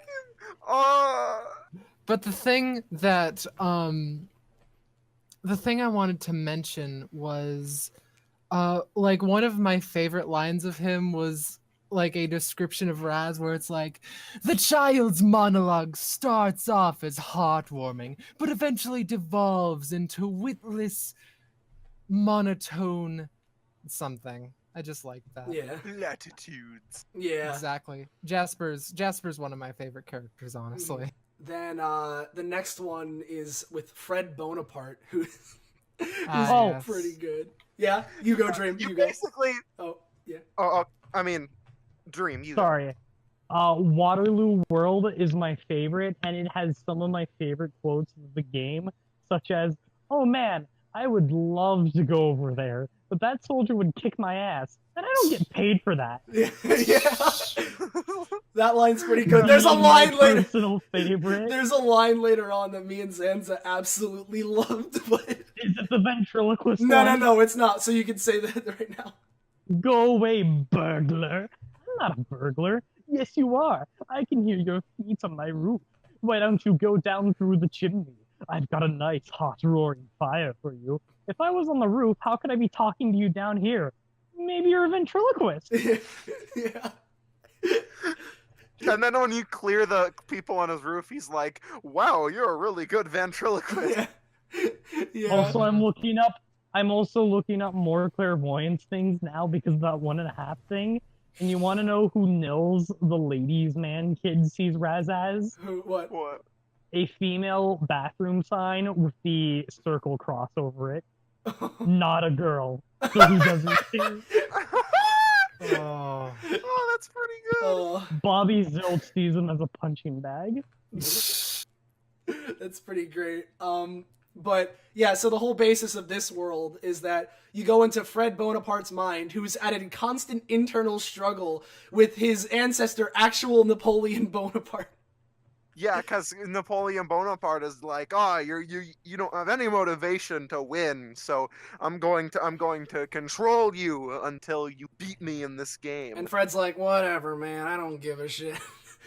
So basically, you have to go and win the game for Fred by recruiting soldiers, by doing various things and going around. You recruit soldiers, and there's one line which Zanza and I both really loved, where it was like there's one guy and he's like, what am I getting paid for doing this? Raz goes, freedom? Nope, not enough. And then he closes. Then there's a different guy who he's like, I go out and fight in the war and everything, but if I do and I die, then like my family's not going to be able to support itself. Who's going to make the money? And Raz is like, I don't know. I'll see if I can ask Fred about something. And he's like, go do that. And the objective that Raz writes down in his notebook is go secure the financial future of the poor peasant and his family. It's the best fucking thing. I think my favorite one is what comes after that, which is, hey, check out this cool coin I found. Woo! Money! Honey, I'm off to die for an incompetent leader who won't even remember my name. You're in my will. Oh, come on! And again with the negative talk? I hope she just doesn't go to spend it all in one place on scrapbook supplies. Part of the reason I'm so ready to die. Yeah. Yeah. It's pretty good. So the whole gist is you travel around this board game thing, getting soldiers that can fight Napoleon Bonaparte's soldiers, slowly claiming the map while you're doing your usual collecting emotional baggage things. Fred's whole vault backstory is that basically, I forget what he was necessarily before the insane asylum, but the reason he's all like this is because I don't think it goes into depth on one. The whole deal is that he's in the insane asylum, and he's playing this board game with the other guy who Dr. Lobato hired. I forget his name, but the one that's like mostly blind. And basically, he like loses despite the fact that this guy is like incompetent, and he still loses, and so he just goes into a frenzy and is crazy and I can't lose, I'm a Bonaparte, and then all this stuff happens in his mind. So by proving that he can win against Napoleon Bonaparte of the brain, then Fred goes back to normal and is actually just a normal guy. Yeah.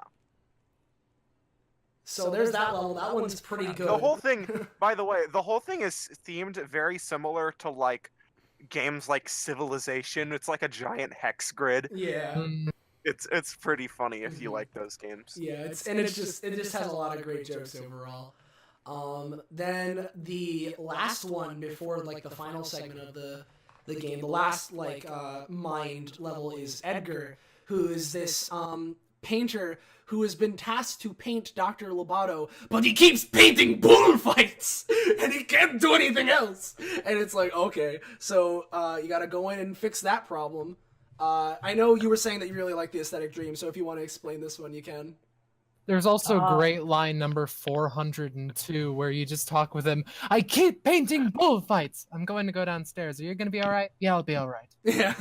Yeah, like the entire world takes off of the whole Mexican the Day of the Dead aesthetic, what with the skeletons and the neon lights and not only the highlights but kind of the filled in or the outer like line. A lot of stuff like that, and I've always loved that kind of aesthetic. So it's my favorite world aesthetically. It's got some good lines, but it's not my favorite world. That still goes to Waterworld. I'm gonna be totally honest. I thought this level was easy and short as shit. No, like, I agree. I'm starting to feel like I'm back in high school, which is weird because I'm only 10. Yeah. Yeah. Yeah. Well, like I think I finished like all. Like, I think I finished the whole level in like 10-15 minutes. Well, if you're not going out of your way to look for all the secret collectible things, then you really can. Because like the thing is, I was just running around, and it's like I immediately found all of the cards you're supposed to collect, and then right before I got the fourth one, I saw, oh, there's this other thing I have to do. Boom, got confusion grenades, did the thing, and poof, and then it was just over. Like it was really easy and really short, and I feel like I wonder if I just got lucky or what, because like I was still collecting some things. It just like I don't know. Yeah, I mean I went through it and it wasn't that hard for me either, but a lot of like was it short? It was definitely shorter than a lot of the other ones though. Like I beat because I did like half of Waterloo World the one day, then the next day I did the second half of Waterloo World, Edgar's, and the rest of the game in one day. So the whole thing with the whole scenario with Edgar's is that there's El Odio, this bull who's rampaging through the streets and causing all this havoc, and meanwhile every time it does it, it knocks down his house of cards symbolism that he's building, and he wants to build it high enough to get to the love of his life that is above him, but he doesn't have enough stability to do it, so you have to find these cards throughout the level, but each one is guarded by like a luchador wrestler kind of dude. And the best part, right? So each of these cards have like a luchador that's associated with them. So like there's like the tiger, the cobra, and they all have like these lines relating to what they are. Like you know, I will pounce and kill you, and they all have witty lines. And then you get to the eagle, and it just goes caw caw caw. Well, I also like the cobra who's like, man, back in high school. Oh yeah, yeah, back in high school. What are you doing here, nerd? We're gonna beat you up, which is supposed to be leading into Edgar's whole backstory, which is basically no one can break my concentration. With my concentration, I'm invincible. Good thing you don't have a weapon you just got that could break my concentration. That would be really unfortunate. He really is just mood, isn't he? And so, Does anyone else want to go over the backstory of Edgar, or should I handle it? Sure, I'll do it. Okay. So like his whole thing, this is like one of the obvious ones. Like you actually, most of them, you kind of have to go through and find the mental vaults and secrets and stuff. But this one is kind of just outright told to you. So the whole thing was that Edgar he had a girlfriend in high school. They were pretty close. But then she ended up falling for a different guy, and he was so distracted and distraught that he lost the big wrestling game. And then everyone at his school hated him for being such a loser nerd, and he broke his concentration. And so he never got over it. And so he made up the whole situation where like basically he's at the end of the level you realize that he's the bull because he can't control himself. He couldn't control his emotions. Yeah. And so the luchador that ends up, because he's the bull, so the luchador is going to be beating him up. The matador, not luchador. Yeah, the matador. Keeps beating him up is actually the guy his sweetheart fell for, and then she's like the princess and like, or whoever. Yeah. And at the end, she reveals that she It's just like totally a bitch. yeah, she's just like totally like a valley girl. Yeah.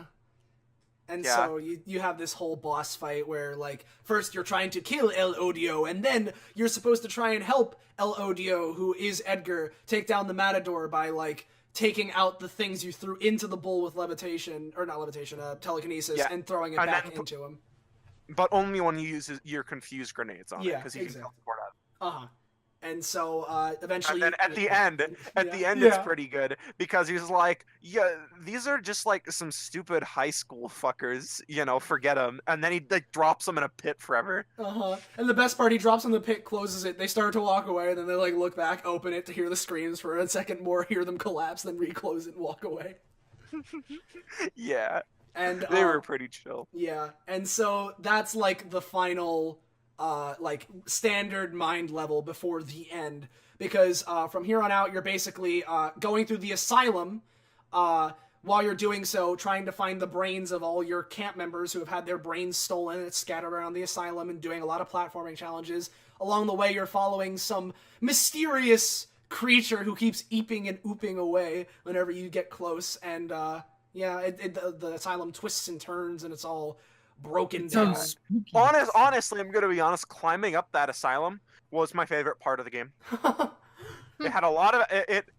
I mean, it wasn't my favorite charm-wise, but it had a lot of atmosphere, and I feel like it finally like used the platforming mechanics in a really good way. Like it was the first level sense. Like I think basic braining that like focused on platforming, and I was really glad for it. Yeah. I was for the first 5 minutes. After the next 40, it got really annoying. For me, okay, I had a weird thing where I got to, I don't know if you guys remember this, but near the top, you get to that segment after you climbed up most of the tower, and you get to the place where there's, like, the 2 doors to the 2 rooms. Okay, so what happened for me, the first time I went in there, went up there, both the doors were closed, and I couldn't figure out anything to do. I tried burning down the doors, levitating stuff from the inside of the room and smashing against the door. Nothing worked. It wasn't until I reloaded the game that it just was open. Okay, that should be wrong, because what I did was there was something in front of the door, I levitated out, and then I hit the door, and it just opened. Yeah, for me, there wasn't anything in front of the door. That's weird. Yeah. Yeah, well, I mean, the game's pretty janky. Yeah. So, yeah. That could totally happen. But I thought that puzzle was kind of weird, too. And so, theoretically, you go all around this asylum, all this stuff. You get up to the top where Dr. Lobato is, and you meet Lobato. You see Lobato doing all these experiments with all the brains. He has Sasha and Mila's brain. He has all these things, and he's like, I'm doing all this stuff. All the while, what? Yeah, I'm evil. All the while, there's his assistant, Shigor, who is very obviously Terra Strong. Does anyone else want to describe Shigor? She likes turtles, and Yeah. she's a nice person, but Mhm. like she's her turtle. Her favorite turtle is like being held captive, so Mhm. so she has to collect child brain. And it's being held captive because she's really tiny, and Lobato keeps the turtle on a grill. That he's just So gonna... every time she tries to do something, she's like, "Ooh, I could make some turtle soup." Yeah. I think that I got a badge for Shigor, or a Steam thing. Achievement. Card. Yeah. Oh, that's card. it. Yeah. Yeah, I'm she's trying cool. to- Yeah, she's the one that But, you're. like- Yeah, she's the one you're chasing up during the asylum climb. By the way. And you also find that so Lily's there. She hasn't had her brain. You actually find Lily's bracelet, and if you use clairvoyance on it, you Mhm. can see a cutscene where she's like resisting her brain getting taken out because she has a cold. Yeah. And so if you use it again, you can actually like find this area early. But basically, you go and you find where Lily's being held, and also where are being held. And they've had their brains taken out because they were like taken by surprise by Oleander. That's why they left Mhm. so suddenly on Psychonauts secret duties, Yeah. because it was Oleander faking something to get them. Yeah. And they mention something with Ford. So the reason why Ford himself can't actually go out and do anything on his own during this whole thing is that during a massive psychic battle, his mind was severely wounded, and so he can only stay sane when he's around this really large titanium deposit underground, which is where his base is. And whenever he goes out, he like loses his memories and kind of goes bonkers. Quick callback to something, if I may. Uh, Raz's original name was Dart. That's what it according is. to the Okay. card. Oh. Dart was the original name for the protagonist of Psychonauts. The main character was subsequently changed to Rasputin. Sorry, just wanted to mention that. Gotcha. oh yeah. Oh, that's But, interesting. So, yeah, that is interesting. But the whole thing is Ford, he can't actually go, and so he can't go himself to fight the villains because if he goes away underground from the titanium deposit, he loses his mind, and and he can't contact anyone else from the agency because he's technically sending it under Under a fake alias. Yeah, he's sending it through Sasha and Mila. Yeah. Like, they're the ones who are technically sending it, but he's doing all the stuff in the background. So now that they're out of commission, they will not respect him because they still think he's crazy. Yeah. And so so that's why he's not involved in this. Yeah. So, you get to the top, you do a little puzzle to save, Shigor's, turtle, and you, like, set up this plot afterwards where, Yeah, like... by the way, the turtle has a really deep voice. Yeah, a really deep, sexy voice. And so, you do Come this... on, baby. Yeah, you do this whole thing where you save the turtle, you bring it to Shigor, the turtle devises this plan where basically you take the turtle's brain out, faking it to be a child's brain, and then you, Raz, use your like levitation and stuff to try and like put it into the machine that Lobato is using to test, basically allowing the turtle's brain to control the machine and just eject Lobato. Yeah. Okay, here's one thing. So I'm gonna be honest, there's a reason why I've been saying that I think the charm of this game is really good in the comedy of the game and not the story. Because the story just kind of falls apart at the end. Yeah. I kind of get that, yeah. Because, like, I mean, it's more so with Oleander, but one of the things is the fact that they build up Dr. Lobato for the entire game. Oleander, you don't even technically see him in villain mode until the end. Like, you see him as a luchador, and you see him at the beginning of the game as just a camp counselor, but you don't actually...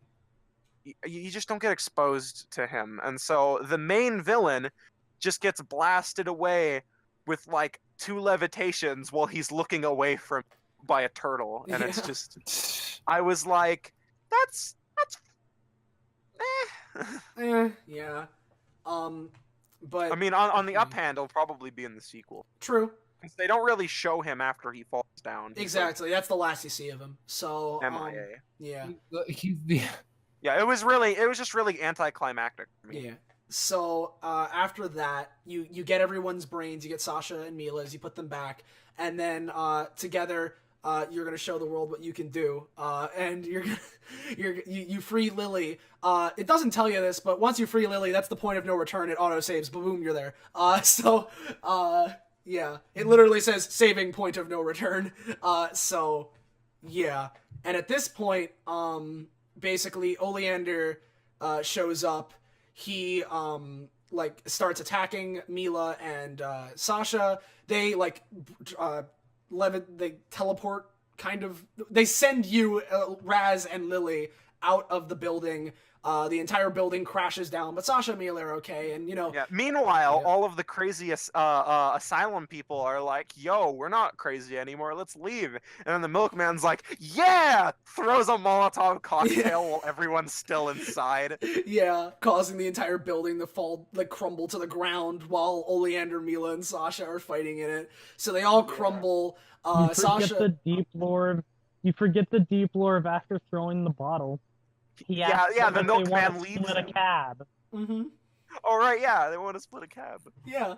So after that happens, Mila and Sasha are okay, and it's like, man, that was just like a projection of Oleander. If it was it was far too weak. You guys, all this stuff, and then basically as they're going over how that wasn't the real Oleander, all of a sudden Oleander's brain, which is piloting this giant death machine, shows up, and basically knocks Sasha, Lily, and Mila out of commission, so it's up to Raz to stop it, which is where the pseudo-final boss happens.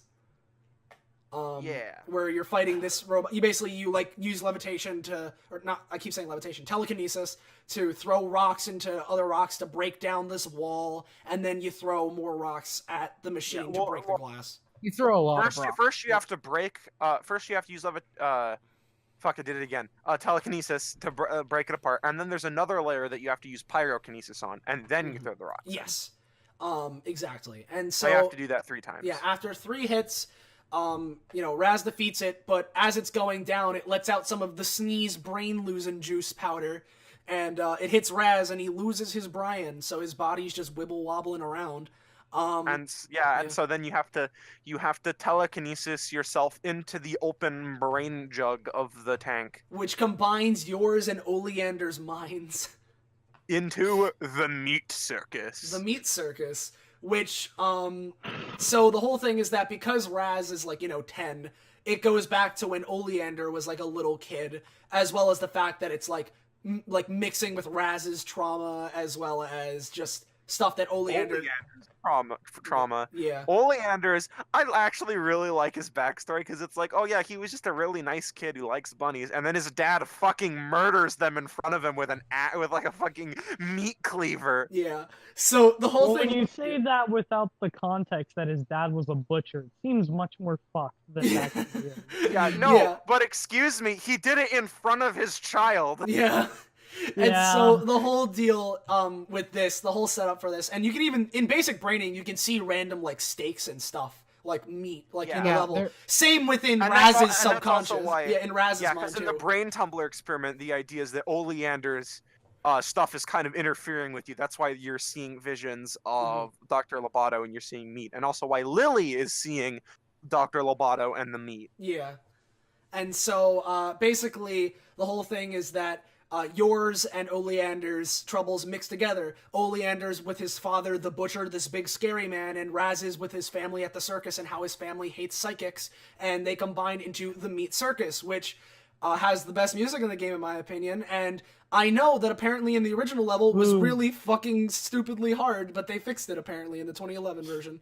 In the original version of the game, which was the one I played, both its difficulty and honestly, for the most part, its length is on the PC version. I've played the PC version, but I'm talking about the original game. I know. What are some differences between the two? I'm curious. In the as I was saying, in the original game, the difficulty as well as the length of the level is on par with Eggman Land from Sonic Unleashed, meaning. Obviously, it's not an hour long, actual Eggman Land, but it's 30 minutes longer than it should be, or has any right to be. And its difficulty is stupidly hard, so it might end up taking you, depending on your skill, longer than Eggman Land does in Sonic Unleashed to the basic player, and it was just awful. Okay. Yeah. I noticed issues with it. One thing with me was the fact that they make it really unclear where you're supposed to go. So I often found out that, oh, I actually somehow skipped ahead of where I was supposed to go. And I'm like, oh, I don't have time to climb up all this stuff because I like skipped it. I went above and I was going where I shouldn't have been, and I lost a few games. And the whole problem with It's that, the only level in the game that to have warp points, because it's just that big. and on that note, the whole gimmick with at least the first half of the level is that while like little Oleander is trying to get his bunny and making sure he doesn't run around, otherwise his dad's gonna get him. Meanwhile, the monsters of the meat circus are trying to kill both of them. Yeah, these meat grinders are like grinding out these fucked up versions of bunnies that are like all mangled and shit that try to attack him. This was like, I think this was the darkest chapter. I get that. Which is like surprising considering the Milkman conspiracy is about a serial arsonist who's insane. Yeah. But like, Yeah, and so long story short, you go through this whole thing, escort-ish mission with Oleander, essentially, and protecting him from the bunnies. As you help him get the bunny, he'll move on to the next area using his little propeller hat, the little kid propeller hat. Then, more platforming, bada bing, bada boom. Eventually, after some decently challenging platforming in some areas, you get to the top where you encounter Oleander's father, the Butcher, who's this, like, giganto man. Yeah, or the giant meat cleaver. And around this point, it's probably pertinent to mention that throughout the entirety of this level, you're hearing, like, this ghostly voice call out Raz's name. That's just kind of like throughout the level, even like during this boss and everything. And so, basically you fight the Butcher, you have to like climb up his body, hit his head a couple times. And then, basically he's like, alright, well, you're not even my son, so get out of here. So he kicks you out. And then Raz meets like his interpretation of his father, who's this crazy psychic hating he's menace. he's got like, he like juggles bowling pins, but they have spikes and they're on fire, and I think they're also explosives. And he's got like all of these crazy like scar marks all over his face. Yeah, and the whole deal is that he wants you to like show us, try and like, why are you even being a psychic? Just, you don't even need the psychic stuff. Prove to me you're my son. Prove to me you can do these gymnastics. So you do all this platforming, and I mean, you can use the levitation and use your psychic powers anyway. But but the whole thing is you're doing this obstacle course while he's throwing these flaming spike balls at you. And eventually you get to the end of that course. That one took me a couple times because the entire time water is raising up from the bottom because again Raz is, he can't be in water. So water's filling up. You get to the top. And once you do, basically, it's right at this point when the big thing with, because you go back up to like where the Butcher is at that point, and then and you have to fight both the dads are like, we've been talking and we need to discipline the two of you. And so you have to fight both the dads at once. So the old weakness of the big Butcher dad is gone. He doesn't like let you Shadow of the Colossus / Dark Souls style like climb up him and hit him in the face. But at the same time, the dad is throwing his bowling pins, and you have to use those to knock him off his feet to hit him. And then once you get past that, the ghostly voice that's been calling throughout the entire level bursts in and reveals to be Raz's dad, who Raz, this whole thing of like, oh, he's a psychic hater and all this stuff. It's Raz, that's just the perception of him, and he's kind of more of a cool guy, He's like he's not really, he's like, I don't, a war where you're gonna die in psychic battles. I'm just trying to keep you safe, but like I don't like hate psychics.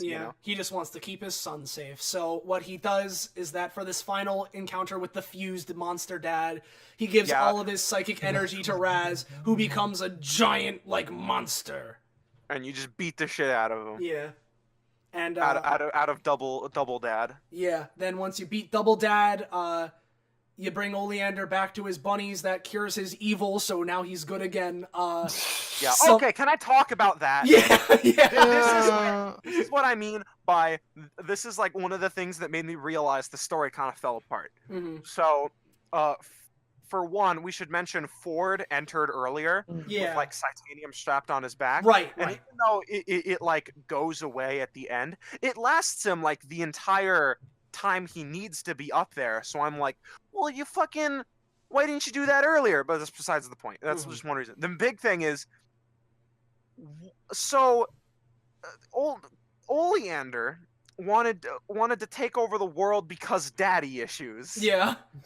He had his dad was really mean and he made him see his favorite bunny die, but that doesn't logically translate to I want to rule the world. Like it can rule to I have trauma, but like that's like he's not like a crazy man. He is, all of his plans are extremely calculated. Well, I mean, like doing this the- specific thing. in Like, the it's final such an asshole. cutscene, It's so contrived. in the final cutscene, though, it shows that they took him back as a Psychonaut like soldier.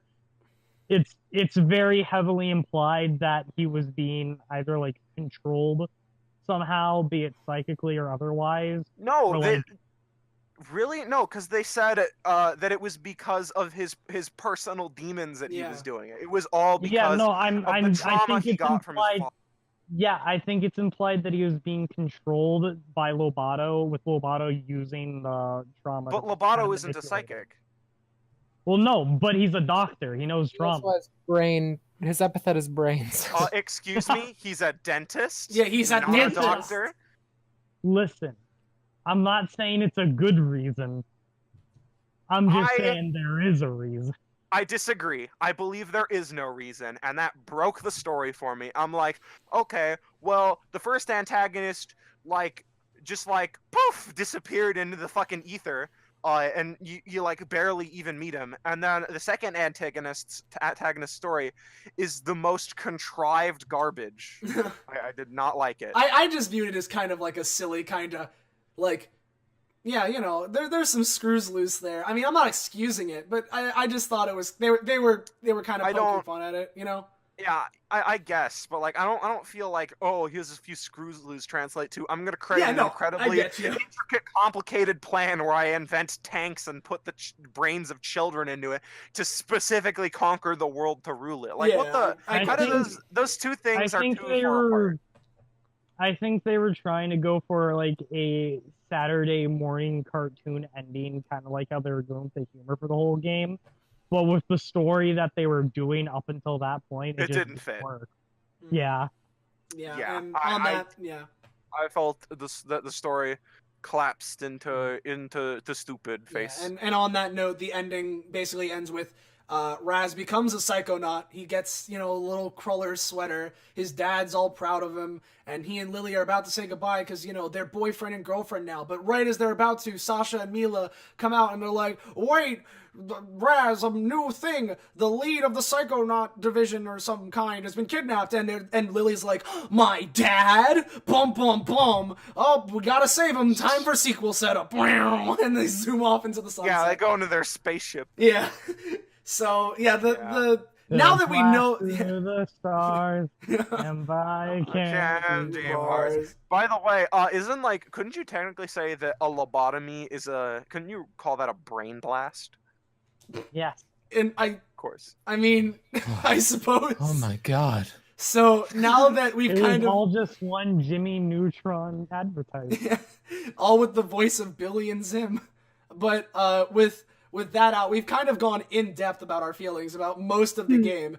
So as we round out the Psychonauts discussion, as well as the podcast, do we have anything we want to say? Game was a good overall, but it kind of lacked on the gameplay and the story. It fell apart at the end, but it is hilarious. Sylvia, do you want to go? I enjoyed it for its charm, not so much for its gameplay. Also, if you clairvoyance the bunny, it sees you as a big meat butcher that is scary. Oh. Ooh. But yeah. One other thing I wanted to mention is that Sasha 9 and an NPC, the inner sunlight of Gloria's mind are voiced by the same person. Yep. They are. I noticed that in the credits. It was like, oh, what? Hold up. Yeah. Explain. Yeah. I would usually go now, but because should I go last because I suggested the game, or should we let Dream go last? Also, Suckerfish see Raz as a lollipop. I mean, I'm fine either way. How about you go now then, and I'll wrap it up. Okay. I like the game for its charm, somewhat for its gameplay, lesser so on other parts. Story isn't really what I go there for. Yeah, and kind of on 6.5 or 7. Yeah, on that note, while I definitely like it more than the other three here. I feel like a lot of the gameplay, if you like a lot of the gameplay is kind of like they were saying, like a good portion, but a lot of it I feel like if you pair it with the charm, like it keeps going through, and while some it complements it, and while some sections are a little for me personally, a lot of the sections that these guys aren't liking as much, I personally had a lot of fun with it, and I thought that the game offered a nice variety of things, and I don't know, I liked it personally, and the whole like vibe, the whole like, you know, atmosphere, aesthetic of it. I personally really enjoyed the whole thing, and I'm very much so looking forward to 2. I know that you know, it's obviously we have some differing opinions, of course, but you know, I personally really enjoyed a lot of the I enjoyed the experience mostly overall. There were a couple of things that were like but besides that, I really liked it. And that's why I'm giving it like an 8 instead of a 9 or a 10. But I would definitely, this is a game I really like loved. I really loved it. Good. So I'm really happy that I'm suggested it and that I finally played through it. And with that, speaking of games that we play through and suggest, hey Dream, you want to reveal what your game for next time is? Metal Gear. Which one? Specifically Twin Snakes. There you go. Isn't the Twin Snakes a remake of Metal Gear 1?